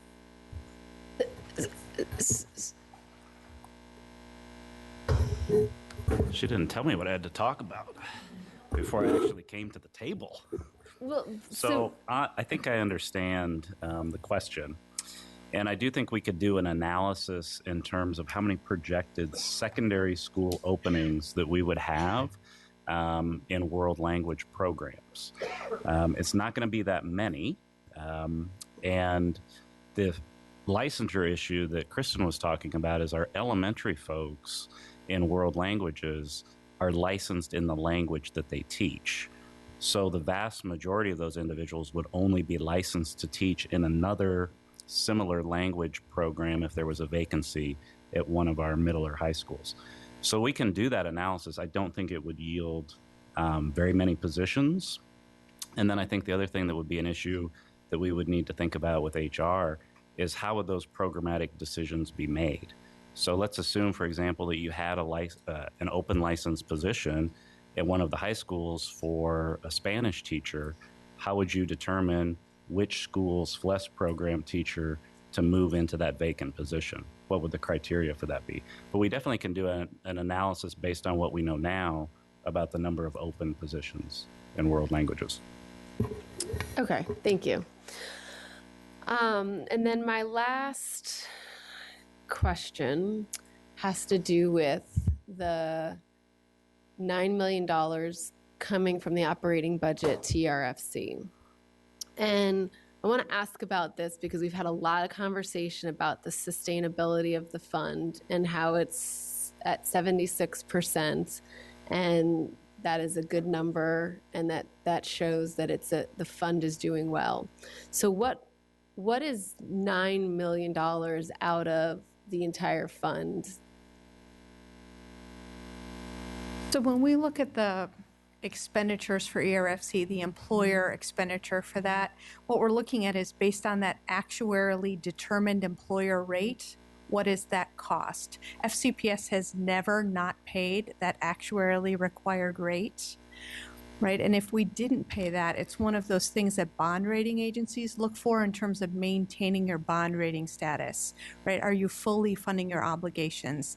Because if we're not funding that actuarial rate, not only are we underfunding what we're supposed to be as calculated actuarially, but we're also losing the opportunity to earn any investment income on that money, right? So we've never not funded that. And of course, the concern is that we could be in some way jeopardizing the county's bond rating. So I guess I'm confused as to when we continue talking about the different markers of the sustainability of the fund, how we can keep saying that it's sustainable, but we have to put extra money in it because it didn't sustain itself. It's not sustaining itself. You have to remember, part of the employer contribution also has the normal cost, which is the years that we're currently earning in the future that we're going to be earning. So you're right. There's a portion that is unfunded, but there's also a portion that's the normal cost. You're always going to have contributions to the ERFC fund as people. Right, but we're always contributing. This is an increase in the contribution. I'm not saying we stop contributing. Correct. And the increase has to do with all the assumptions, and you guys have heard, about the market value. You've also heard about, those liabilities are going to increase if all of a sudden the mortality tables change, right? Because people are living longer. So when we funded somebody's past 10 years, we didn't really expect them to live 5 years longer during those 10 years. So that all of a sudden becomes unfunded, not because the market was doing poorly or not because the ERFC didn't fund it, but the assumptions change. Right, but it all affects the needs of the fund. Correct. So I just want to highlight again, and Ms. Corbett-Sanders had pointed us earlier to the budget question showing total compensation. And I understand my colleagues' concerns about not fully implementing the teacher scale change for the salary. But we are in this position where when it came to ERFC, we had hundreds and hundreds of employees saying they don't want that touched and they don't want to change there. And at the same time, we're saying we want to give this full scale. And we're in a position where we're competitive compared to the market almost every year. And even where we're not, it's very close. And we have to put more into ERFC. And now we're going to be in a position where we might not be able to do the full salary scale because although our total compensation is competitive, we know our teachers want more salary. But then we are also being told by the employees that they don't want ERFC touched. So this is the kind of conversation I feel like we need to be having in totality with our employees, and not just about ERFC and just about salary, but how are we going to keep our total compensation competitive in the way our employees want to be paid. And so I just hope that we keep that in mind as we're saying that we might not be able to do that full scale at the 3-year or the 4-year implementation mark. And I'm going to keep working on some of these ideas. Thanks. Everyone's spoken except Ms. Palchak. Do you have anything at this time? We can wait if you, okay. I just want to say, I'll speak and then we have about 4 go-backs. I just really appreciate staff taking the time and getting us to here. As somebody who, we're a committee of the whole budget. I'm the chair, and whenever we get to a point where the gap is at a dash line, I am happy. So I think I really do appreciate where we are at this point. I hear there still continue to be concerns, and I get that, and that's our job to look at what staff presents to us and then have questions and continue on. So my one question is, can you, Dr. Lockhart, expand upon how the reductions in the departments were decided upon? Right, so we asked each of our assistant superintendents to take a comprehensive look and really focused on what's critical for us. As you can see from the impact information that we provided, everything's critical. There's varying degrees and I guess varying perception about what's most critical. So none of these things are without some sort of impact, right? It's a very challenging process for us, but they went through a exercise of taking a look at their total budgets and then making some decisions, vetting those with our cabinet, and presenting those moving forward. So Well, thank you, and thank you for staff for doing that. If you haven't had the opportunity yet to read through the analysis, it's going to be impactful, and but my hope is that it is for a short time, and some of those things can be changed as we move forward. I have a question also back on the AP and IB fees. Dr. Duran, if you can again state the rationale for why it was, so obviously when you charge IB fees for all tests after 6 taken during high school, 6 is what you need to get the IB diploma. Yes, the rationale was you need 6 to get the IB diploma. Mm-hmm. If you wanted to get an AP Scholar, you need 3, an AP Scholar with honors, you need 4. Right. So the rationale was, as we heard the board in work session discussing, wanting to ensure that students were able to get both the IB diploma and at least an AP Scholar or AP Scholar with honor. This takes care of being able to do that. Right, I appreciate that, and it even gives the opportunity to get an extra AP in there because Right, which would be AP with distinction. Okay, so there's AP Scholar, AP with honors, and AP with distinction, and that would, and so that I believe is, if we are going to charge fees, is a fair way to do that. And I think I'll wait for Go Backs to say anything else at this point. Yeah, so my first Go Back is to Ms. Hines. Thank you. Okay, so just a few things.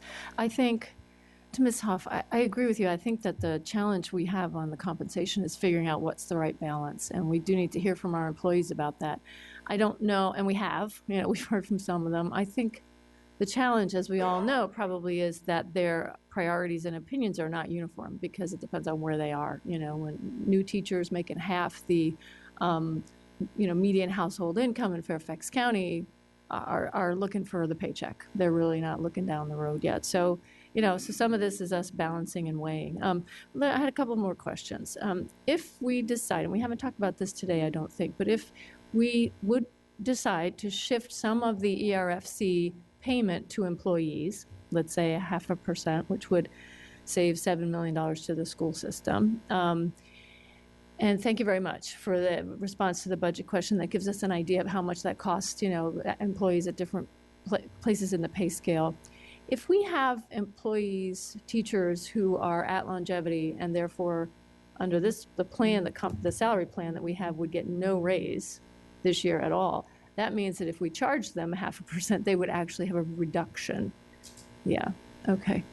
All right, so maybe that would be a place where a targeted bonus would help us as well. So at least they get back what they lost. Because I will say, as a teacher in the system myself, there were 2 or 3 years where I got no raise.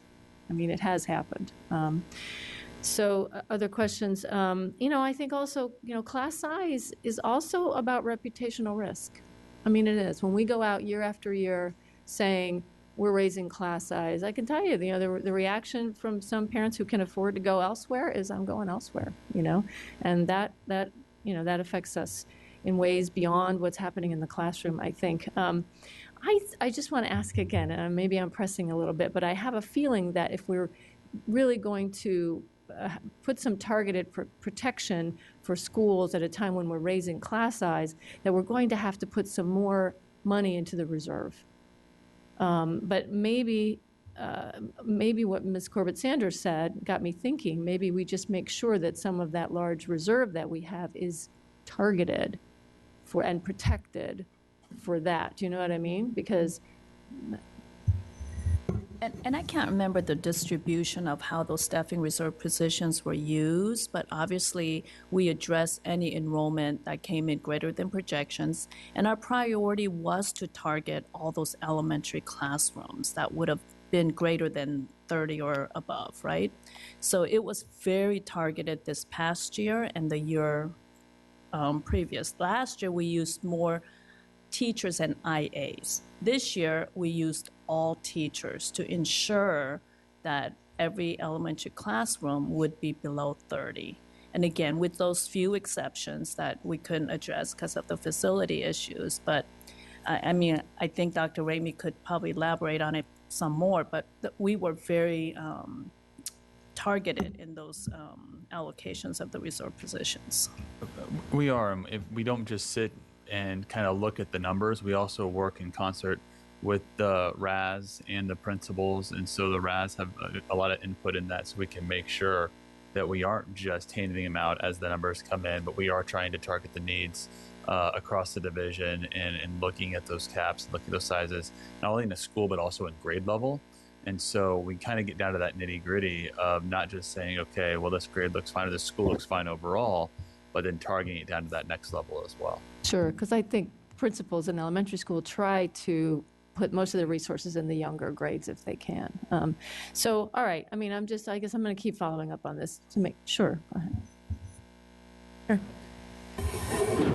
I asked the question before, and we had, at the end of the year, we now have 73 positions not filled.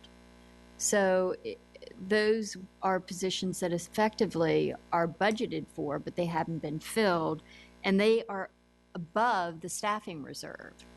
And so there's a lot of different places where there are positions that are budgeted for and allocated, but they don't necessarily actually end up being a classroom teacher.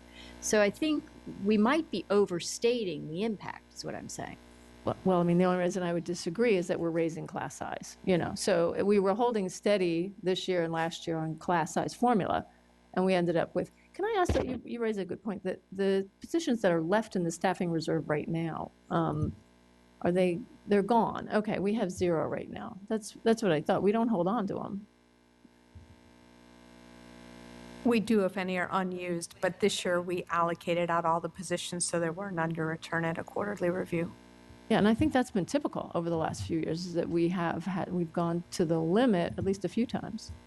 And obviously, that's also very dependent on our projections and what our actual enrollment is. But to your point, yes, we've had some years where we've returned the unused positions at a quarterly review, and it becomes as available ending balance. Okay, thank you. I'm almost done during that COFAX. I would say, if you want to know, on AP and IB fees, I think it sounds like we have tried to do that in a fair way. I think it's time to do that, so I could support that as it is. The pupil placement fee, I can support.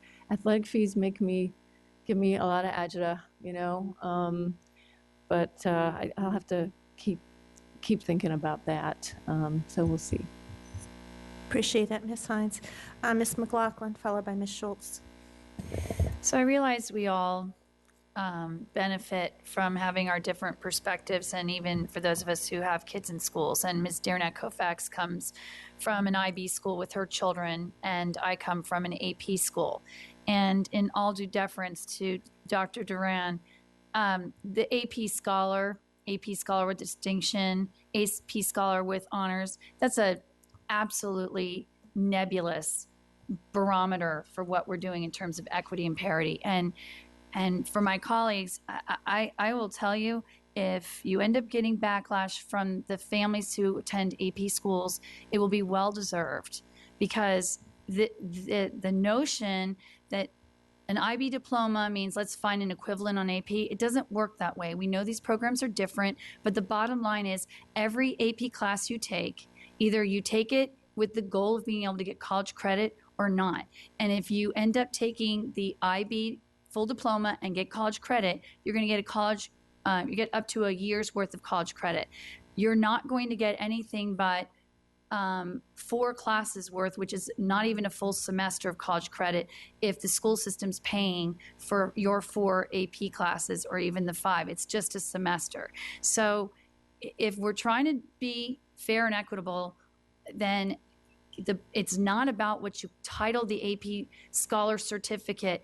That is not what matters to families at all. It's whether or not you're going to get college credit, and that's the whole point of trying to be fair with this whole thing. I mean, I get that families who are in IB schools and the rare students who are actually going to get the diploma, because they have to take the classes plus the theory of knowledge. And Ms. Kofax and I've talked about this, that a lot of kids don't even go for the full diploma because of the demands on the student. Please don't we will look foolish, I think, as a school system by saying, oh, yeah, we made this apples to apples. It's not. So either you want to pay for up to 6 AP classes or AP tests and up to 6 IB tests. That's fair and equitable. Anything beyond that, you've shortchanged the 2/3 of the families who attend an AP school versus an IB school. And I don't want this to be a battle between an AP versus IB. So you guys, if you want to do this, you need to make it fair and equitable, and it should be six for either one of the schools. And can I just, would there be a different cost? Because if you take 2 each year and they start in. But Ms. Koufax, that's why I appreciate that you don't have children in an AP school. You don't take 2 APs in your sophomore year. I understand. So there's the possibility though, and then you can take other. I realize people take more after that. It's the same. The majority of these classes are taken during junior and senior year. Right, but we make the exception for IB. It's after 6. Why don't we do the same for AP? Well, after 6, you have to pay for arguing that. with you there. I'm not, but I think we need a cost breakdown to see what fine. that is. What I heard a lot of colleagues saying is they were happy with this proposal from Dr. Lockhart, and I don't think we're there. I think if you want equity, that's not it. Yeah, and you will be disadvantaging actually some of our needy families who. I'm not disagreeing. I think I saw it as the same, but if we could do the same, if we charge AP fees for all tests after 6 taken during high school, written the same way it does for AP, if we can cost that out that way. Okay, good. Thank you. Thank you for providing that clarity, Ms. Koufax.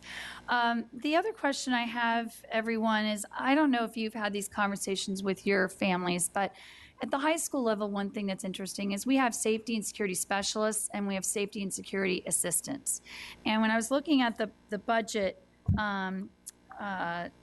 our guide, this was the proposed budget, we spend $7.6 million now this is not your SROs. These are other safety and security personnel in our high schools and middle schools. And if you look at it each year, we spend about $7.6 million. That means we spend about $68,000 for the specialist position and about $38,000 for the assistant position. It's a total of 165 positions per school. So it's 165 positions across the schools. It equals out to, it should be 4 positions per school, but when you add this up, it's actually almost 4.5.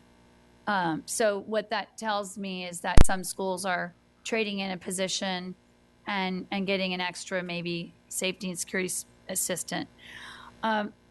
My concern with this one, Dr. Lockhart, is that we do have a sworn police officer in our high school and our middle schools, and I won't bring us into that whole conversation about safety and security in our buildings, but then layering on these other positions, I just wondered, has there been any examination in terms of wants versus needs on why we have this many positions? Because, I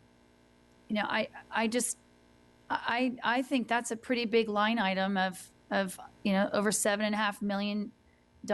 We're cutting or reducing teaching positions in the classroom, but there's no reduction at all in these positions. And I'm trying to understand, especially when we are very fortunate, and we know this as a board, that overall the high degree of safety in our schools, and the number of infractions that are actually being found by having these additional positions, I just wondered if that's ever been looked at, or maybe that's something that we need to be thinking about. Sure, thank you. So we haven't looked at that as part of this conversation.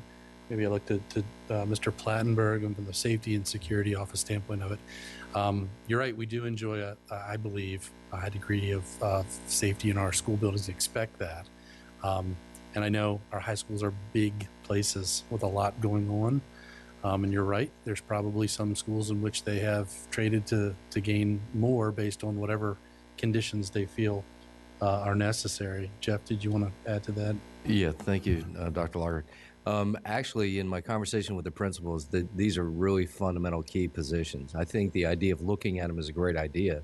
certainly. And I think the feedback from the high school principals, they're a critical component to supplementing the SRO's work within the schools. And they're one of the reasons why we do have the level of safety and security that we do have. But I think it's important, given, as you mentioned, Ms. McLaughlin, the significant dollar amount, that we articulate clearly, and since you've brought it up, for us to come back and to identify some of the things they do, how they supplement it, and try to get some pieces. I know all of my principal friends from Matting Line down to Penny Gross, they say these positions are critical positions because of the requirements throughout the school. But what I can do is I can ask that we identify and get some feedback from a couple of principals, and that way to provide a deeper understanding for the public because of the size of the line item. No, I appreciate that. And I think given the complexity of it, I wouldn't necessarily need that for this budget cycle. But I do think we have to be really thinking about the fact that even Dr. Lockhart, if you were to ask your principals and find out how many you overstaffing, I mean, we are talking about a sworn police officer in a building with 2,400 kids. I mean, Fairfax County residents don't even have that degree of, safety and security on their streets. And so I understand this is a national thing that people move toward, but it's in my mind, looking at the numbers, and we could see, what is it that they're actually capturing up. But when we talk about what's essential, what's essential is having smaller class size. And I hope what my colleagues are appreciating is everything comes at a trade-off. And so you're talking about $7.6 million in staffing that we don't then can put into the classroom and lower class size.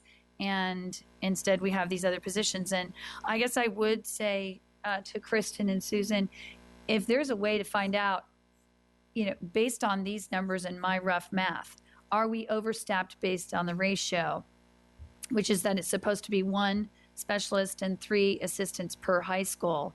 But what do we actually really have in our buildings? I think the other piece that's probably in that count that we're not thinking about is middle schools. So middle schools also have 1 safety and security assistant. So that's probably adding to that total. No, I actually did capture that up when I went through the book. So I do have the number of positions adding in both middle and high schools. And then it may also be picking up central positions that are in the safety and security office.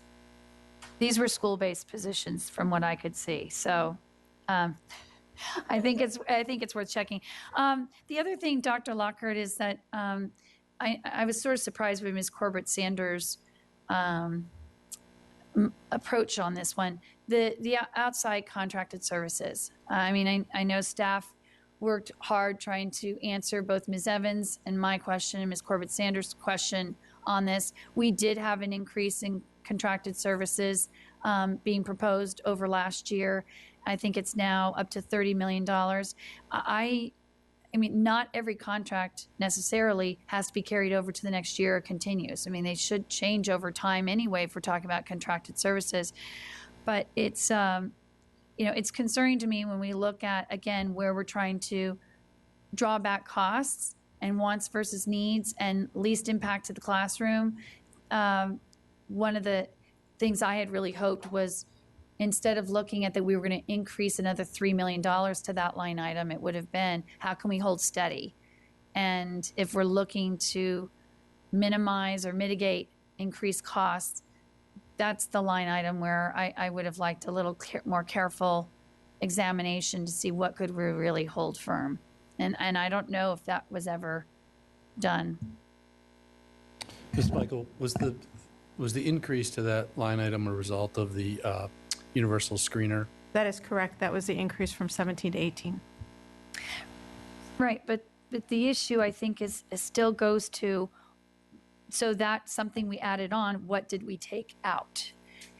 Like, in other words, we could keep running up our contracted services every single year, or we could end up saying the division's going to try and commit to, this is how much we spend for outside services, and if we want to add in something that we think is mission critical to instruction, what we take off the plate. And so I did note that there's the 19 positions that are part of Dr. Lockhart's $3.1 million. I would ask if it's feasible, I'd like to actually see what those positions are, because the narrative that you provide for us just says what would be the impact, but it doesn't actually say what those 19.5 positions are. And I'm sensitive to the fact that when you want to be able to publish those, but I think that would be meaningful to us as a board, because I don't want to find ourselves after the budget vote being told, well, the reason that it's not happening more is we eliminated that position and you guys voted on it. And we didn't know that that position actually got eliminated. And then my last question was just about textbooks.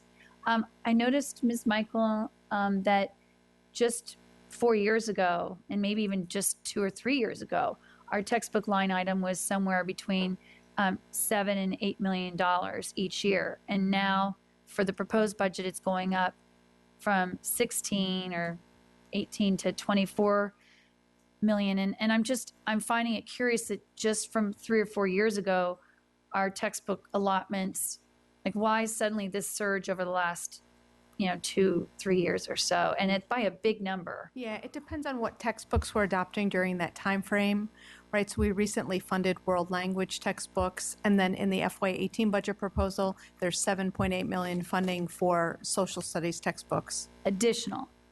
Right, so when we look at that funding for FY18, some of that funding was funding we've set aside by reducing schools per pupil allocations. That was, I believe, 5.1 of that total. And then we did add new funding of 2.7 to get to that total for FY18.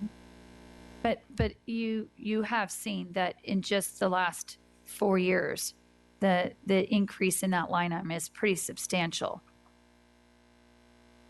So any increased funding each year when we do our budget book, and it shows in the proposed, and we'll do the exact same chart in the approved, is we make a chart that shows every single expenditure change from one year to the next. So we start out with the approved budget and show every single change.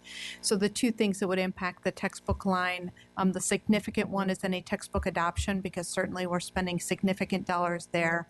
And then the only other change is that per pupil allocation is a set amount per pupil. So as enrollment grows, that does increase based on that same amount allocated for additional students. No, I understand that, but what's curious to me is for a couple years we were spending relatively about 7, and now all of a sudden we're just doing this bulk in like the last 2 to 3 years, and I'm trying to figure out, why is this happening in a rush? I mean, I would have thought that, if we are doing it in a staggered manner, then it should be pretty consistent year in and year out. In the last 2 years, we've had sizable increases. Correct. And what I would say, and IS can certainly chime in, is during the economic downturn, we certainly haven't been consistent in our funding of textbooks. So I know, for example, the world language textbooks we hadn't replaced in a significantly long time. And then the social studies textbook, this is our, we had purchased the last ones. We had 6 years, and then this is our new purchase because we had a 6-year license on the social studies textbooks.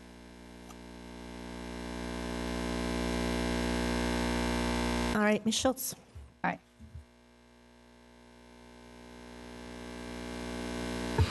Okay, just a couple of things tightening up on.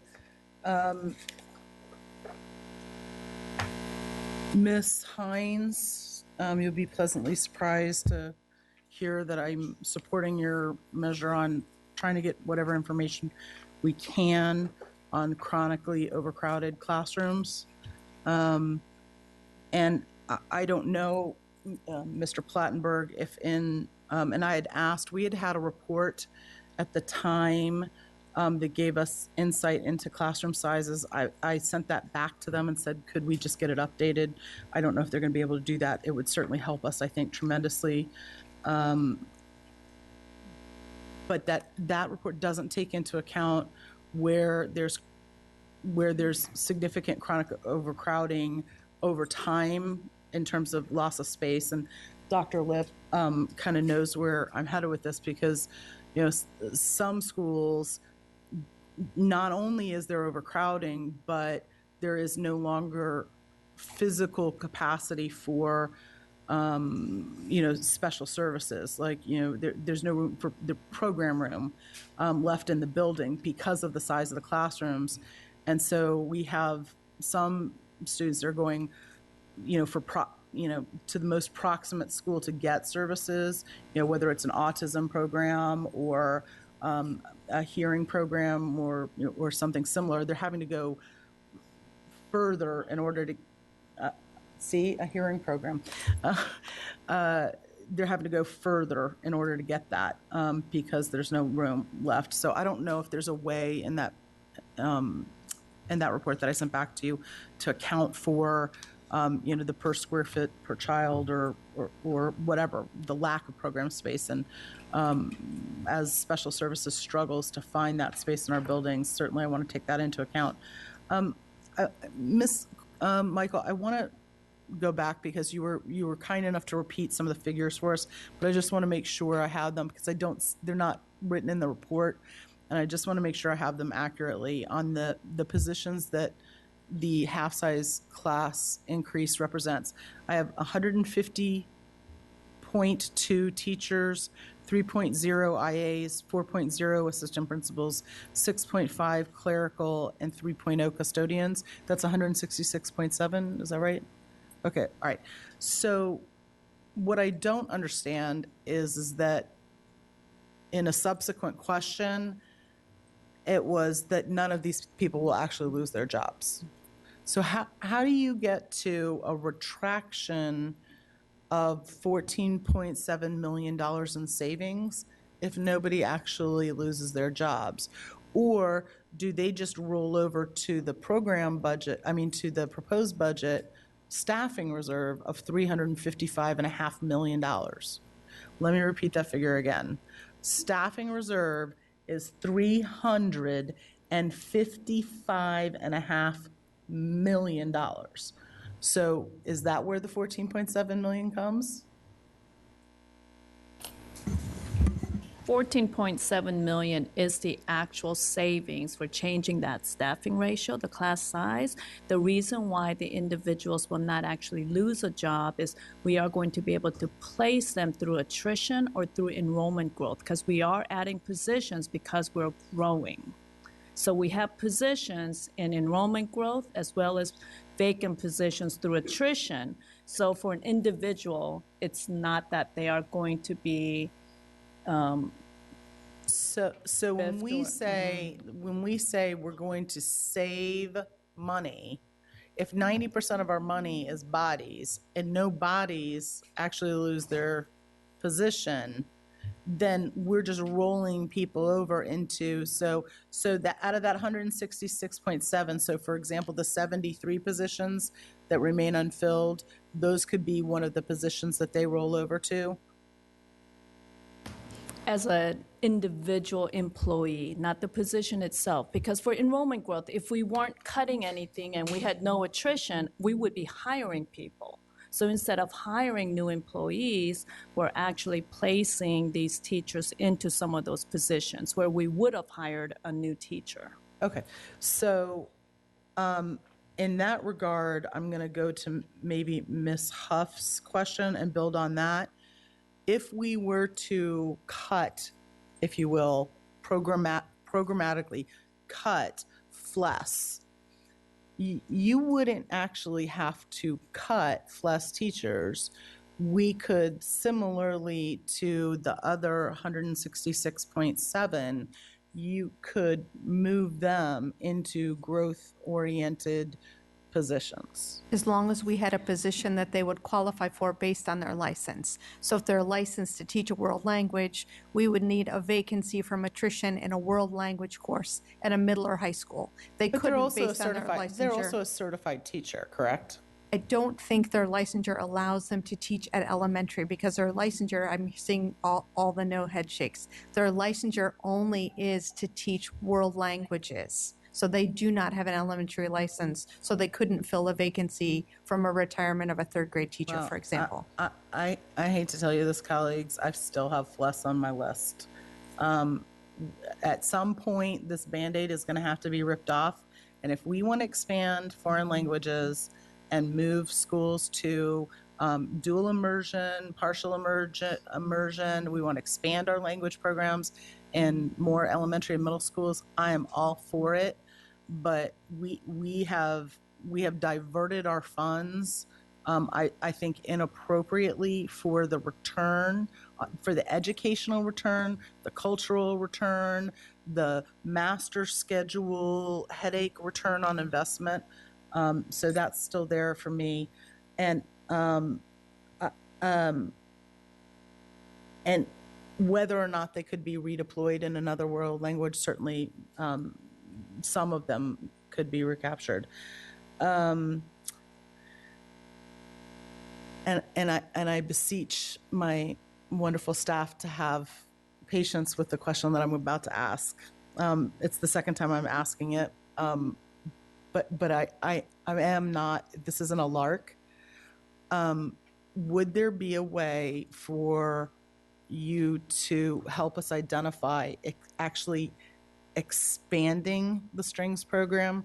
Because there was a universality around the table on not only protecting fourth grade strings, but that a lot of the headache that occurs with elementary teachers is the scheduling in of specials and that master calendar problem.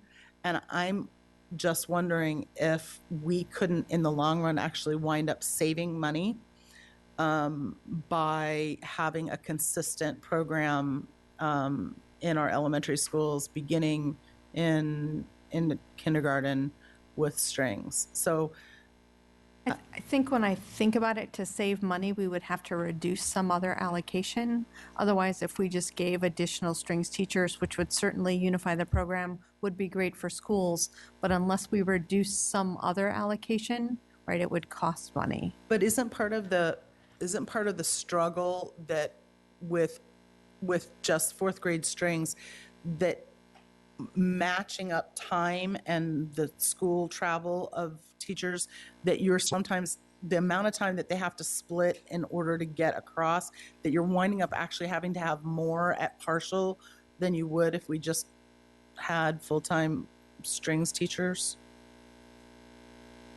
And if it's too much too late, I understand, but I posit that there are actually potential savings there. So I got a quick question, if I may, just about that. I'm putting my elementary principal hat on.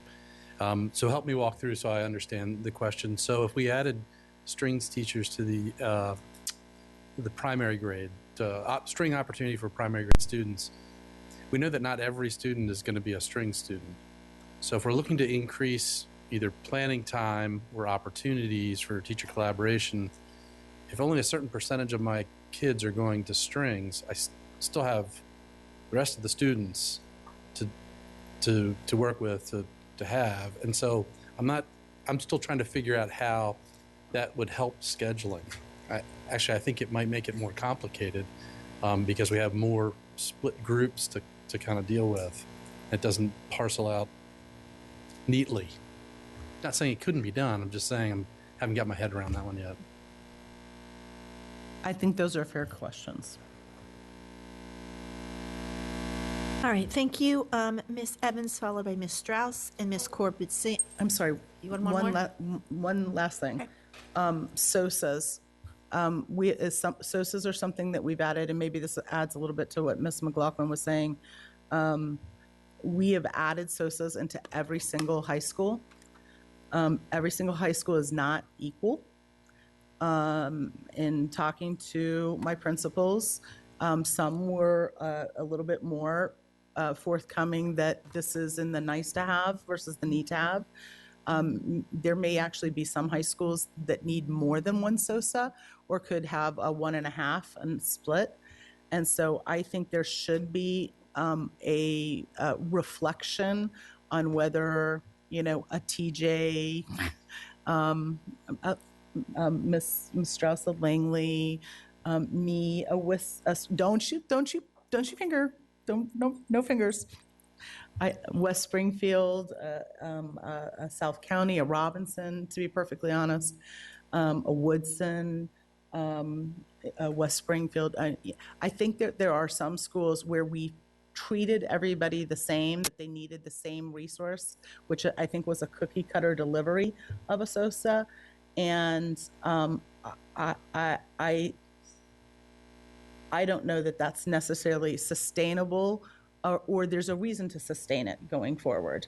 And I know that that's unfair to say for some high schools and more fair to say for others, but that's actually delivering the services to the students, to the administrators in the building where they need it, and not necessarily where they don't. Thank you, Ms. Evans, followed by Ms. Strauss.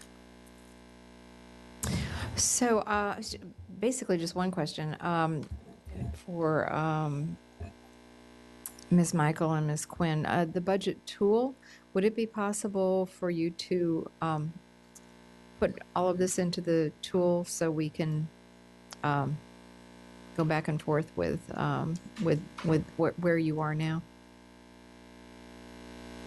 Sure, you put it in the tool and then send it back out so you can make changes from there. Well, I'm just saying if you could input everything that's in there now. I think the last time you put in the impact of the ERFC decision, right? Correct. That was the last change we made Thursday evening. Right. And so I would be interested in seeing this with whatever with also the ability for us to move things around. Sure. And at the bottom of the tool, we put a whole bunch of lines, like 14 or 15 lines, where you can put things in or out. But we certainly could go ahead and stick these in and then send it back out to people. I would appreciate that. Sure. Just thank you.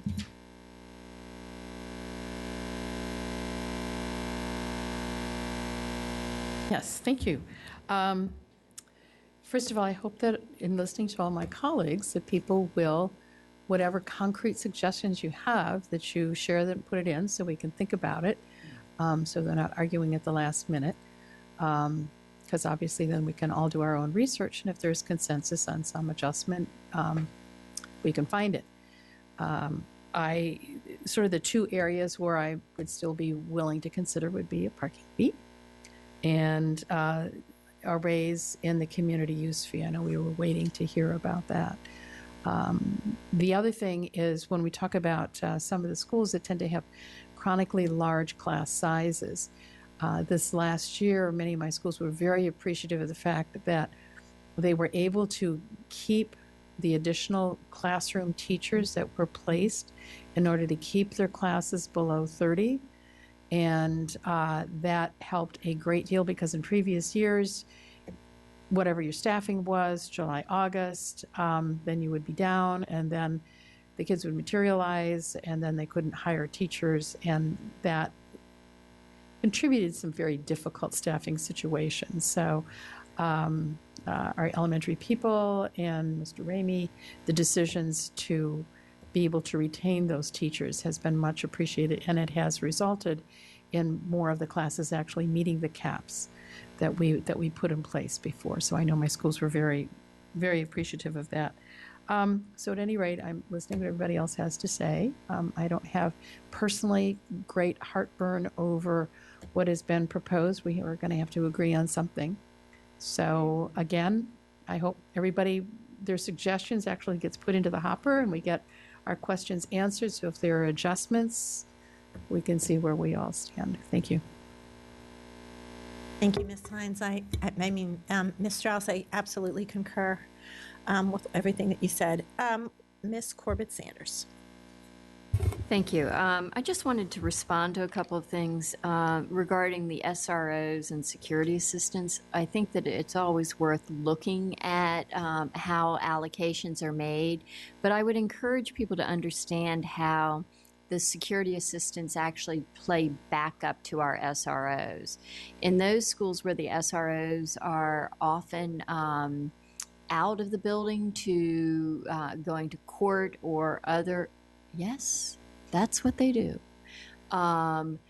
or have to provide supports to situations in the building, then our security folks actually step in and provide a backdrop to it. So that would be one thing. And also looking at the different makeup. I have one campus with 3 buildings, and that has particular needs there.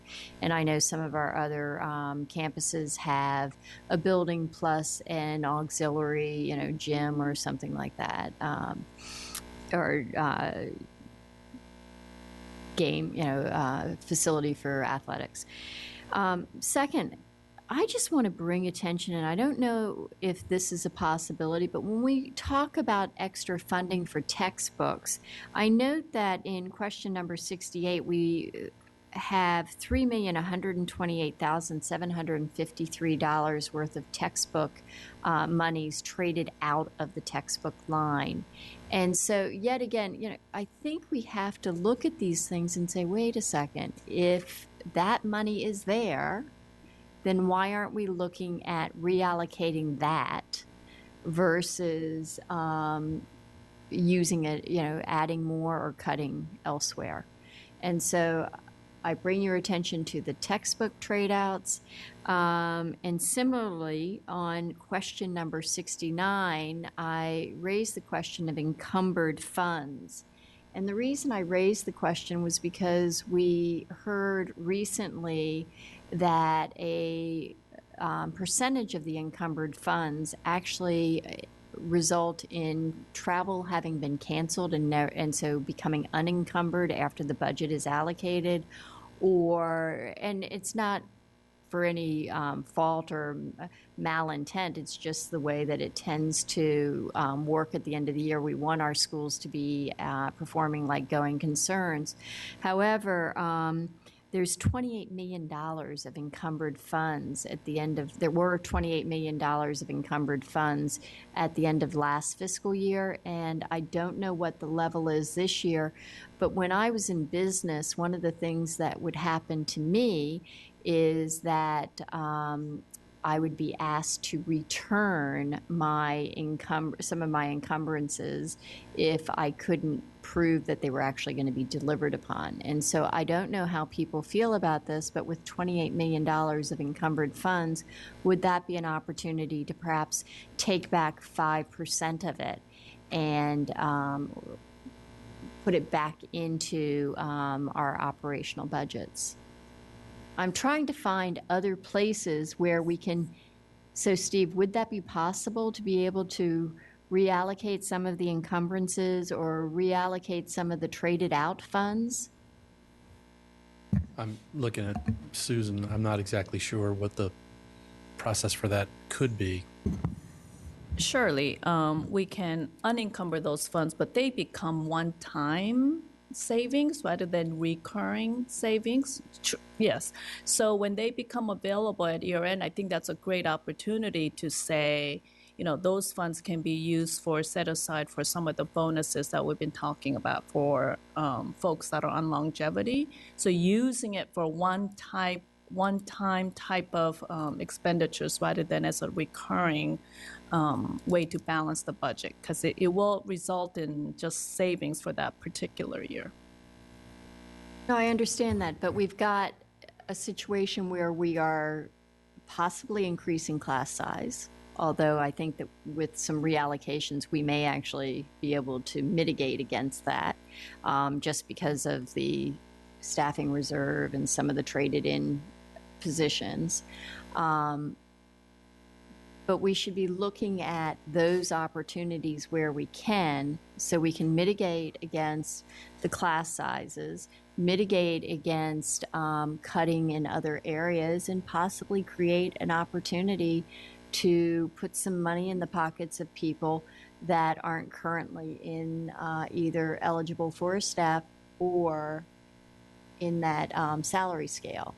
And I note here that as part of that discussion, we have non-teachers that may not be getting a increase.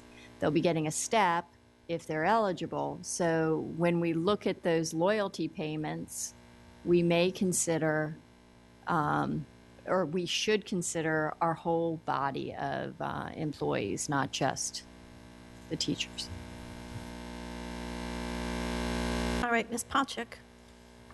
Thank you. I know I haven't spoken yet. Don't want to be repetitive, but I do want to thank you. I know this is not an easy year, so I appreciate that we're getting to a little bit more of a compromise while protecting the step increase and at least prolonging, but making that effort in the teacher salary scales. I have a couple of questions. I've been talking to a few folks over at Arlington County. And I was wondering, have we compared and studied the possible impact of their 3-year compensation adjustments? Because I believe they're also trying to adjust the middle of their teacher scale. And I think they're projected to grow at least 800 students a year and open several new schools. So have we looked at that when we're looking at our projections? Was that included in I know our compensation study was a little bit before, but do we have a sense of, I know we are losing a lot of teachers and staff to them. Could this really augment that even more? So when we developed our future proposed salary scale, we were looking to the future, just projecting out where we thought each district would be. We didn't get into specifics in terms of other district compensation studies, whether it's, Arlington, Prince William, or Loudoun, right? So that really wasn't taken into account. Certainly, as we move forward with our new teacher salary scales, we'll constantly be checking the market and comparing where we're at and then making adjustments from there. Okay, and at no point did we kind of compare our growth to their projected growth in students? So each year when we do the Waybe Guide, we get data from each jurisdiction on how they're growing. And one of the things that we looked at in terms of the compensation study overall is the districts that were ahead of us in terms of teacher pay when we started that study. People always said, they can't take all of your teachers, Arlington, Alexandria, and they can't. But together, all of the districts that were paying more than we were, in total, they had more teachers than we do. Right, so we really don't look, I don't think, so much at each individual district, but as a whole. Yeah, no, I appreciate that. And I think just the concern was raised again for me today to see that they are really growing very, very rapidly. And I'm concerned about our continued bleeding to our surrounding counties. So I appreciate that, and I do hope that we can, in the future, find an additional implementation. I don't know if this was asked, I apologize. I had a meeting during the beginning part. If in the future we decide that there are more funds and we can speed up the scale to less than 5 years, that's still a possibility, correct? Yes. Absolutely. Okay, good to know. So I hope that will continue to be a priority as we move forward. Another question about the class size, and I heard that you shared out verbally the specific impact. So if you're planning on sharing that in writing, I would love to see it. Yes, and I'm sorry you weren't here. We said that we're working on the budget question response that will show that impact at every single individual school level. It'll be the impact of the class size increase and the change in the formula floor together. So we expect that we'll get that out tomorrow. Okay, perfect. Thank you. And I was wondering within that, I know I have at least a few more actually, programs that are starting their local level 4 programs at their schools. Will we be looking at if there will be an impact, since we're looking school by school, at students who are choosing not to go to the center? I know one of those schools, as Michelle's brought up, is a very crowded school. So will we have a sense, I know that's not finalized yet, of how that might mitigate a little bit if students decide not to go to the center? So we've developed enrollment projections next year, but only after students come back to school and we see where they're at in September. Then we'll compare what the actual enrollment is at every site with the projection. Okay, so if there's a change, we won't be able to see that until next year. Okay, that's good to know. So specifically, I definitely support the eliminating, unfortunately, the non-teacher scales, focusing on our teachers. The department reductions, some of those look pretty painful from what I've seen. So in the future, if there's any way that we can help mitigate that, because it seems like there may be quite an impact, even though it's central, quite an impact on our schools and our teachers. And then I will support the pupil placement fee. I think that's an appropriate fee. Also very sad to hear about reductions in our instructional materials as a teacher. I know how much we want to be able to provide materials for our students and not pay out of pocket. So that's worrisome. But then with the athletic fees, APAB fees, I'm open to that continued conversation of where we're headed. And obviously, if we can find any other adjustments or cost savings. Sorry, I had one more question. I know we're having a conversation about the SOSAs. Do you have a sense of how many of those are currently trained in and facilitating our restorative justice programs? Are they doing that at every single school site right now, middle school, high school? I think Dr. Lip just stepped out for a second. Okay. So, Well, I can ask her when she's back. yeah. But I appreciate it. So thank you, and I'm happy to speak more if we need to make more decisions. No, thank you. That's what we're talking, and I can fill you in on some of the things, because some of the things we've asked for different analysis of, and I'll fill you in offline, because I am going to try to have us wrap up. We only have Mr. Wilson, and Megan had one more quick question. She said, so Mr. Wilson, and then after that, Ms. McLaughlin, and with that, I'd like to end this budget work session after I just fill you back in on the calendar and where we are. Thank you. So my questions, I just have a few. So I'm looking at it says benefit for parent liaisons. Is the parent liaisons inclusion into the scale built into the budget already? That adjustment for the 0.4 million included all of the items discussed at the work session, so providing parent liaisons with steps and the benefits for the parent liaisons working 30 or more hours per week.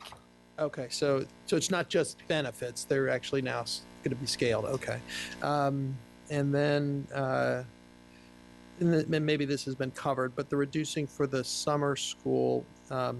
Just very briefly, Dr. Locker, what is it that is being reduced in the summer school? Right. So for the summer school program, this year's programming continues as normal. So credit recovery at 3 sites around the county for our high schoolers, Bridge to K, and Young Scholars. The $1 million that we're saving there is for next summer. We would like to continue to provide the same offerings, but we're going to make some reductions over the course of the next year. I mentioned earlier that we do realize some unspent funds from our summer programming at the end of every summer school program. So we'll have that in combination with, be working with Dr. Duran, Dr. Presidio on how we can realize the remaining savings as we head into next summer. I can't tell you right now, but I think we've talked preliminarily. We believe we can make some reductions there to realize the $1 million in savings. Okay. With regards to the pupil placement fee, can you just describe who is swept into that?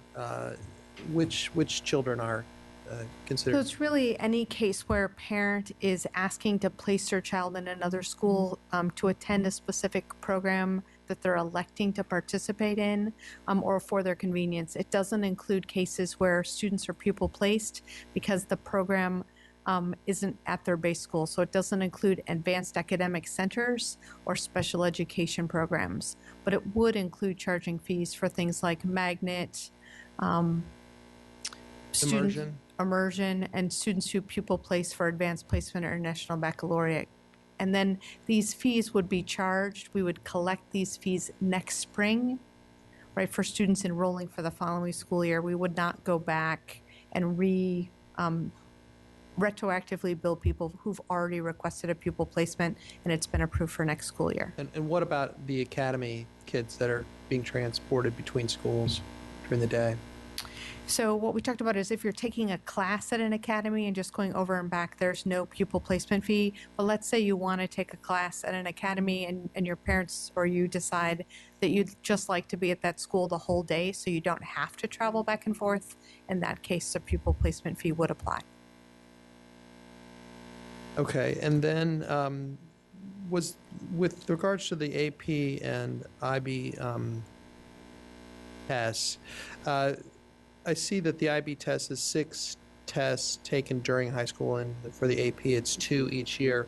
Was there any consideration for just sort of having an aggregate number of AP tests? Yes, we're asking for that. There's a lot of conversation on that. So and we asked for the cost out. No, that's okay.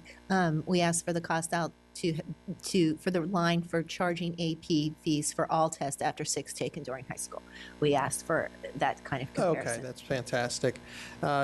And I guess one question, Dr. Lockhart, that I'd be curious with this list. I mean, were there any items that that didn't quite make the list, but you were like really sort of thinking, yeah, well, this would be one that if I had another $1 million that I needed to save, that I would put on there? Were there ones that sort of are almost listed but not, or is that too much of an ask to go that deep into your notepad? I don't like any of these, to be honest with you.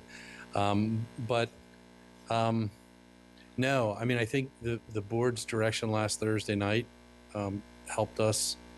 And so I can't say that there was one that I left off that I really wanted to put on. We're really down to the last little pieces here. And so with the board's direction Thursday night, staff's input, these are our current recommendations. And as I said at the beginning, certainly this input has been really helpful for us as a staff, and information requested as we head into the remaining pieces of the budget cycle. Yeah, and it's just for me, I struggle with implementing a fee structure, and so if we did talk about several options for fees earlier on, different ways to calculate it, different models to look at. I think we were asked to cost out the Montgomery County model, which is a flat fee for all athletics and extracurriculars, in a similar fashion, I believe, from 6th grade on. And so staff's going to come back. So I guess, this is maybe difficult in the time frame that we're talking about, but so there's $3 million roughly, or $2.9 million in fees at the end of this list, plus cuts to summer school, which are a little bit challenging also to me, since some of that seems to be really useful for the kids and helpful. And we're doing that on the one hand, but on the other hand, I see over $500 million in the special education budget. Is there a way that we could squeeze even just a tiny bit of efficiency out of it and maybe avoid having to impose fees that are certainly going to be unpopular? Yeah, I mean, that's a great question. That is something, some of the larger programmatic pieces are on our radar as we head into the next budget cycle. In fact, I'll be updating you with some direction for the budget task force for next year, and changing the way that group does work and makes recommendations to us instead of. They've been extremely helpful and very useful over the last 2 years, and I'm so appreciative of all the time and effort that folks have put into that. We want to take a little different look now. We don't want to continue to produce kind of the same items and reprioritize them, but do, as you suggested, Mr. Wilson, some deeper dives into some of these bigger pieces of our budget. I think it's time for us to do that. We haven't had the opportunity to do that deep dive this spring, and so I'd be hesitant to say, "Oh, yes, I can come up with something in because it's May, 2 weeks." Right. Right. But a great suggestion, and one that we are following as we think about what do we need to do for our budget process moving forward.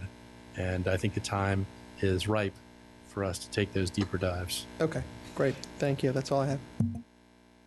All right, Ms. McLaughlin, you had one question?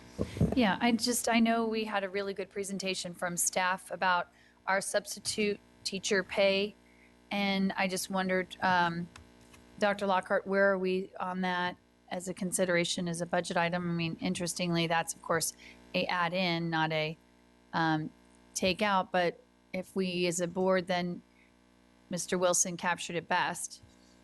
What else was kind of on the B list that you guys are considering? But I do think it's important that we as a board, whether it's going to be at our next budget work session, but I felt that there was at least enough interest on the board members to say, let's make sure that we are as competitive as possible. And I think that the feedback we received from our schools is that it has had an impact. All right, thank you for that. And we did have that work session and did walk through that. I was looking to Chase, and there was a price tag associated with those pieces. That certainly is something that if the will of the board would be to suggest to include, that we can certainly entertain that.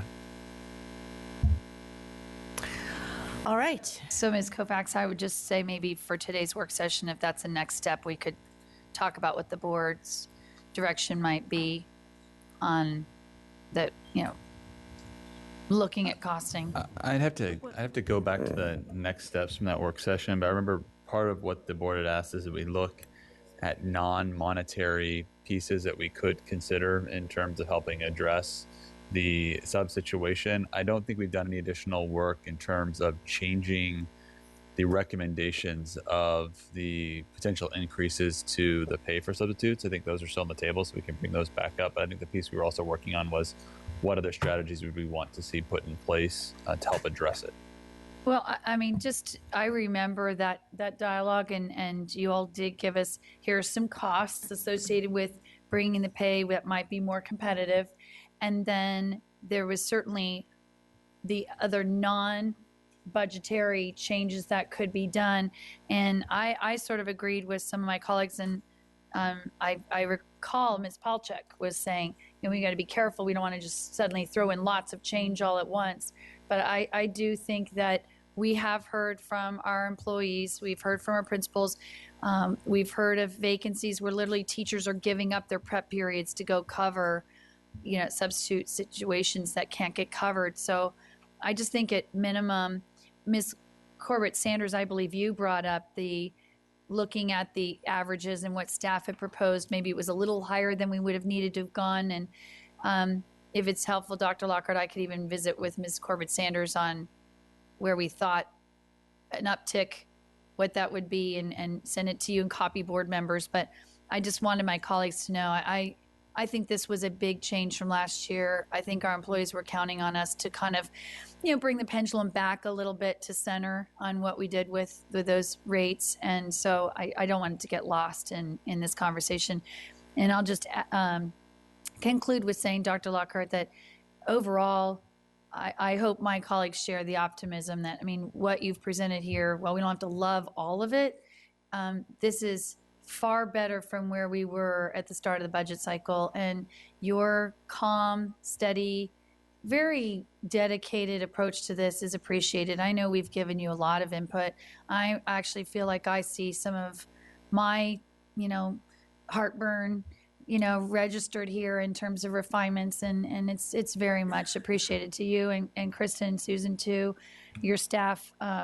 I'm taking this, I see a lot of work that went into listening to us carefully last week. So thank you. Appreciate that feedback. We have a great staff that's obviously doing a ton of work. Yeah.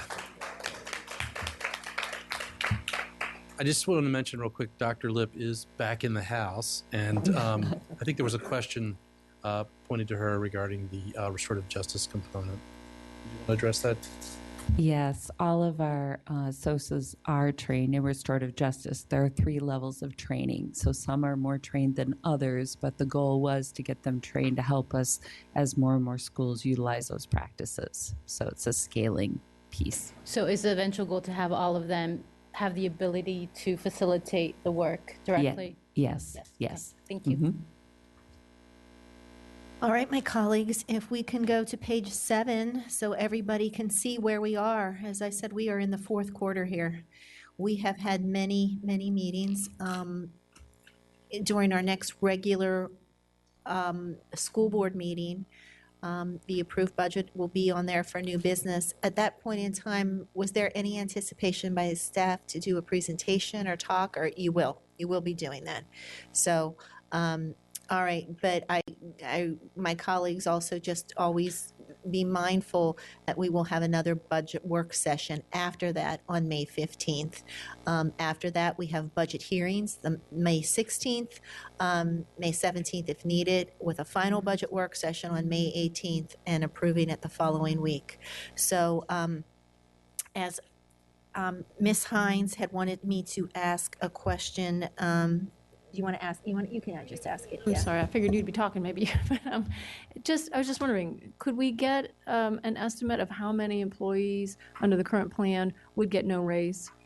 Okay. Do you have any Absolutely. thought? Are we talking about like 1,000 or 2,000? Or? It's in the talking points to the approved budget. Yeah, I believe we have around 2,000 employees that are on longevity. Okay. All right. Between the teacher scale and the unified scale. That's fine. I'll find it. Thank you. Okay. So that's a good estimate, though, 2,000. That's what you needed, a rough estimate. And then we're also going to have employees when we go to the new teacher scale where they would not be eligible for steps. So when we have the next steps about costing the bonus, we were going to include those employees as well. And as I said, my colleagues, some of you who had, Ms. Schultz, I'll highlight you, where we had, it seemed like they were simple, straightforward budget questions. If you'll get those in quickly so we can all see them and the staff can work on those. And anything anyone else has, again, make sure you're using the same process. What I'd like to avoid is to get to, the budget work session on May 18th and have a lot of surprises. We have had a lot of time to discuss. New ideas are always great, and I appreciate that. But at this point, it would be I would ask us to simplify our own lives and get this all in the next 2 weeks. And by the time we get to the 18th, it's going to be a relatively easy session. And again, complimenting.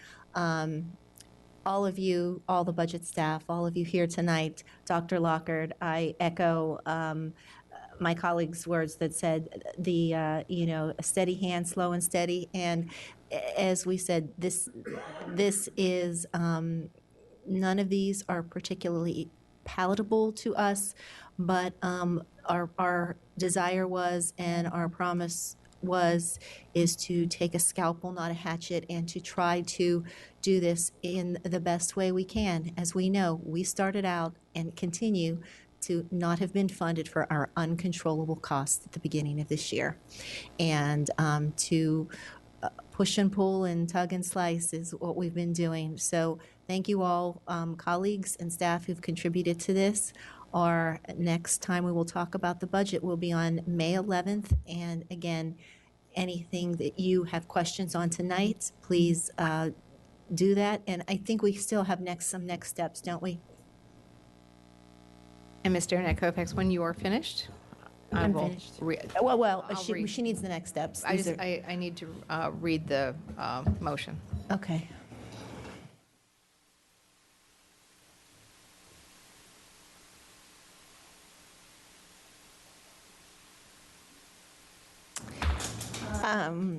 So My second one is not. not correct. So what would you like to ask? What I had said was that each of our high schools' DSA departments, so the Departments of Student Activities, each school receive the FCPS funding and then outside funding from other sources. Unappropriated. Correct, but that's not a question. You were just pointing out that in addition to the funding that they get from appropriated funds, schools are receiving a significant amount of support from boosters and other organizations, correct? Actually, it was a question. What I was saying is, from talking to our DSAs, as I understand it, they can show each year their operating budget, how much is coming from central administration, how much do they then rely upon from their other revenue sources. So, Ms. Michael, I think the way it would look is we would, perhaps Bill Curran could help us with this, which is he talks to his 25 high school DSAs and says, what was your annual budget this year for FY17? How much did we appropriate to you from central administration? And then how much did you then operate off of? And that's a way for us to really capture up how much is coming from outside of the system to actually enable them to run and do the services that they provide our schools every year. So does that make sense? So I think what it would be is, what was the annual budget allocation And then what was the additional revenue to cover their annual budgetary expenses?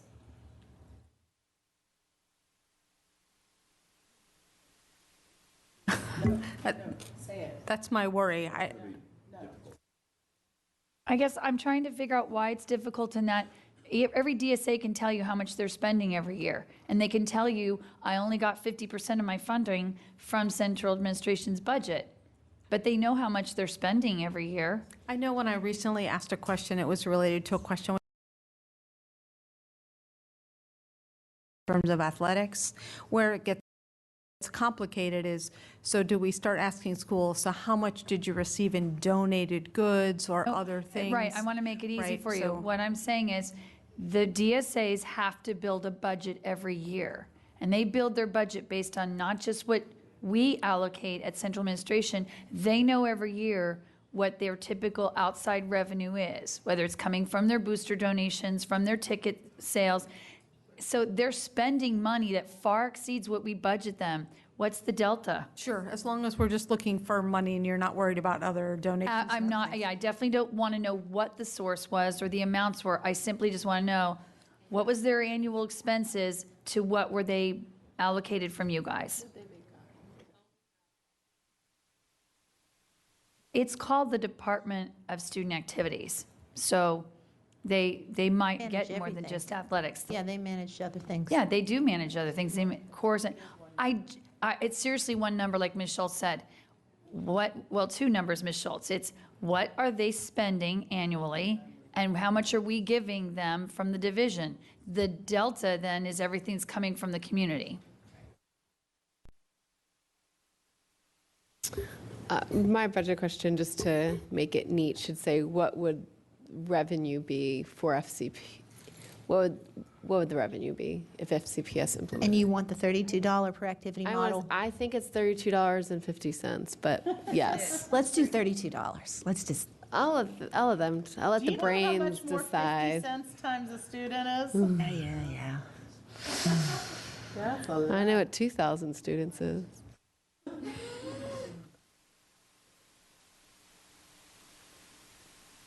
I can't see all of the, but it would just be far easier just say here, how much would it be if we kept ESOL cost per service flat? I mean, I know how much it is. I've already done the calculation.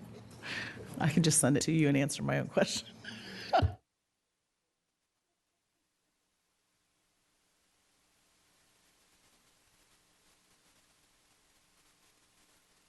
I think the IB question is wrong as well. The provide cost breakdown for charge, it's not, wait, it's moving. It's moving. I'm doing Ms. McLaughlin's, which we kind of compromised on, and we said the way it should be written.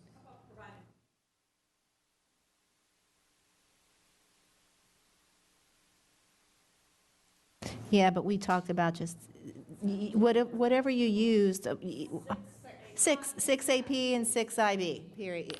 Yeah. What would be the exactly. If there's anything left, yeah.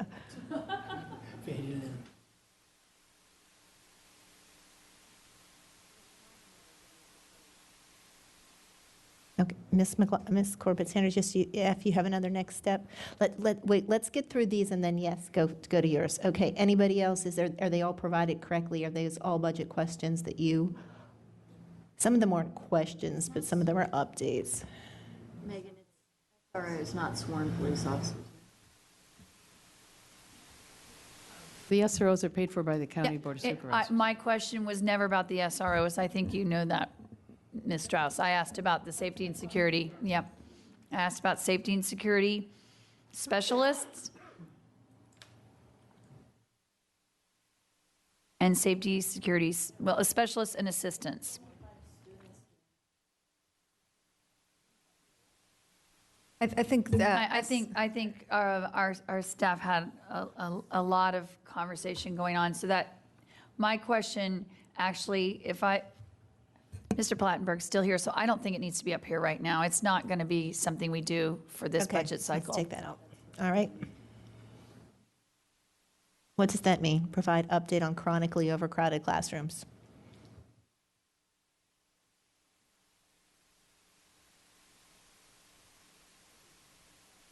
Ms. Hines, this is a double. I don't, that's not. No, I think what I was just, we're going to get the list of schools and the impact on schools, right? I think what I'm looking for is how, give me an idea of how we could use the reserve, how we could carve out some of the reserve using some sort of a formula that would be fair across the board, targeting schools and that are, up around 30. And maybe it's the formula that we've used before. Okay, the current regulation. Okay, so I think all I'm really asking for is. You're asking for the list. Well, are you asking No, for like no. how, like if they've been chronically overcrowded for like 3 years? I mean, I think what we did before is that we did that. We took a look at that. We looked at schools that had been up around, they're over 30, for over time. And so that's when we came up with the caps and something else, right?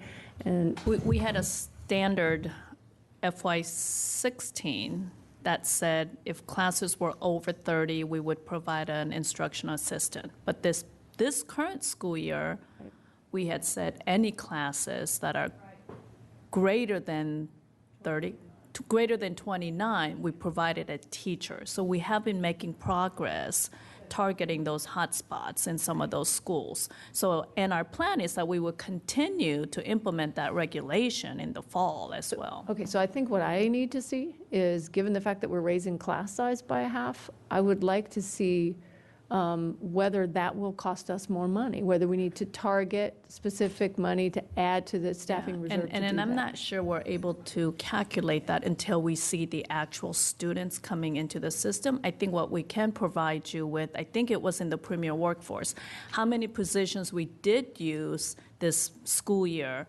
targeting those classrooms in which schools. And Ms. Hines, this is why I asked for an update to that previous report, because I think if we see how many classrooms are at that high level now in actual class size, that we could potentially anticipate. We could see what the impact is. Yeah, so then. Well, we're already doing that as we have staffing meetings. I mean, so we're already projecting in terms of positions from the reserve that we know we're going to allocate. And so we're already doing that work on every 2-week or monthly basis with the principals in the regions. And so we're projecting, as Ms. Schultz said, forward about how many positions from the reserve to allocate, where they're allocated, and already kind of have those encumbered as we move forward. So okay, I hear you. But what I'd like to see, and this is the assurance that I just need to know, there's got to be some extra money to mitigate the effect of this class size increase for those schools that are near the cap. That are near the caps, right? So I do think we can monitor where our staffing meetings are going in the next couple months, and then if we feel that many of those staffing reserves positions are being depleted, we could come back to the school board at year end and ask for some additional one-time funding to address that.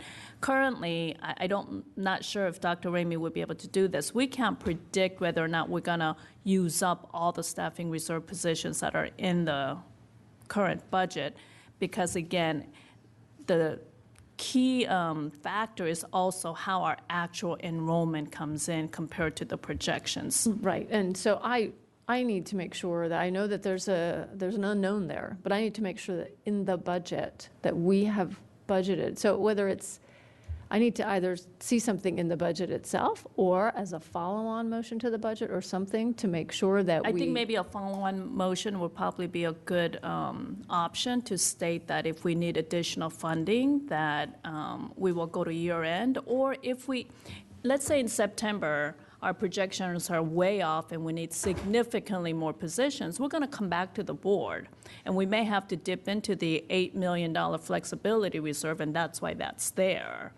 But we can't monitor exactly what those class sizes are going to be until we actually have students assigned to teachers in those classes.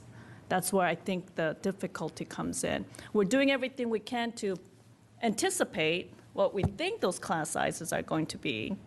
Yeah, so maybe I just need a little more time to get my head around it, because it seems to me that to anticipate, we should be assuming that we will need more positions from the staffing reserve because we're raising class size. And if we have schools that are near that cap, then they're going to need extra funding to make sure that those schools don't go over the cap. So what I'm just wondering is if we could estimate, we could put some more positions into the staffing reserve now, when we vote on the budget in a few weeks, so that we're certain and we don't have to go into the $8 million,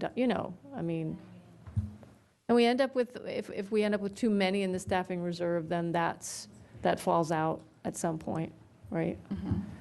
I think yes, we could do it that way, but when you're increasing the budget now, we're going to have to find a reduction to balance the budget. Well, sure, and I was willing to try to find 14.7 million, so you can find some. If you tell me how much, that's what I want to know. Because if you tell me how much, I'll make an amendment. Yeah, let's see what we can do, and let us go back and monitor where we were this year and where the projections are for some of those schools. All right, Ms. Evans, it is your time. All right, and I think we're ready to. Okay. Oh, wait. Ms. Corbett Sanders had something. Sorry. If you could look at the traded positions, textbook funding, and encumbered funds that are currently in the budget, and take a percent and recommend a percentage of them that could be pulled back to satisfy some of the other areas of funding that are coming out. So, for example, you have $3,128,753 of traded textbook funding. You have $28 million in encumbered funds at the local level, and a number of teacher positions that have been traded. So if we can take a fresh look at those and see opportunities that could then be used to either, as you say, one-time funding for bonuses for those staff that aren't necessarily going to get a step for longevity, or other opportunities. So I think we could do that with the encumbered funds. I think we could go through and work with the departments to see if there are any funds that could be liquidated. Regarding the traded positions, because they have already been traded, and if those positions are filled, we won't generate any savings for this year. But for next year, because if they are traded, they have to trade them on an annual basis, correct? Not necessarily. Some of these are one-time trades for the needs of the school for that particular year. They're not traded on a regular basis. So they'll reevaluate their budget allocations the following year, and the principals will determine, depending on the needs of that school, their school for that year, and decide to continue to trade or use those funds for something else. So when you come back to us with the chart that shows what the impact is for each school by changing the pupil ratio, could you also put on that chart whether or not there were traded out positions this year at the school, so we can have a general idea that it may look like they're impacted, but if they're already trading positions, then I have less heartburn about it. I think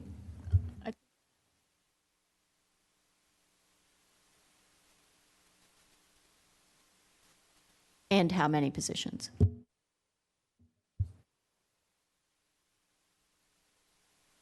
All right, Ms. Evans. And this work session is done, and now Ms. Evans will make a motion to go. Oh, boy, one more. I'm keep sorry. trying. There's always one. Having missed for 3 hours of the work session, I still gotta chime in. Because I believe the Madam Budget Chair may not be at the next regular board meeting. I will be, but I have to talk to you. I will be, actually. You'll be here, so maybe then I don't have to worry about this. But I want you to understand, better understanding of our timeline, whether first of all, Dr. Lockhart's recommendation is going to be for the May 11th meeting, whether that's going to be the new business. Yes. And on May 15th at the budget work session, what is the expectation for that work session versus May 18th? May 18th is work session after the budget hearing, so we'll hear from public. So May 15th, is at that time, is that to have a more Q&A, or I just want to have a better sense of May 15th? Well, I can start and then somebody else can jump in. So yes, on May 11th, I'll present for new business an updated recommendation. I think for May 15th, we'll have a little bit more of all the information that was requested this evening Tonight. for the board to consider and utilize. Ms. Quinn, did you want to add anything? I was just wanted to add for the May 15th, I think it's really board discussion, right? Because I think from staff's perspective, Dr. Lockhart has presented his recommendations. On May 11th, you've seen it. So now the board needs to have your discussion on whether or not that's something that you all will take action on, or if there are some amendments, discuss some of the amendments that could be coming forward. Okay, that's fair. Thank you. Thank you. 3 times a charm, Ms. All right. Evans.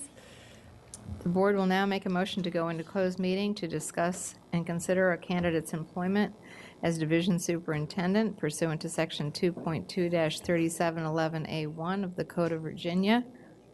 2, consult with legal counsel regarding specific legal matters requiring the provision of legal advice by such counsel pursuant to Section 2.2-3711A7 of the Code of Virginia, specifically personnel issues and contract negotiations. And 3, to discuss the award of a public contract for services involving the expenditure of public funds and discussion of the terms or scope of the contract where discussion in an open session would adversely affect the bargaining position or negotiating strategy of the school board pursuant to Section 2.2-3711A29 of the Code of Virginia.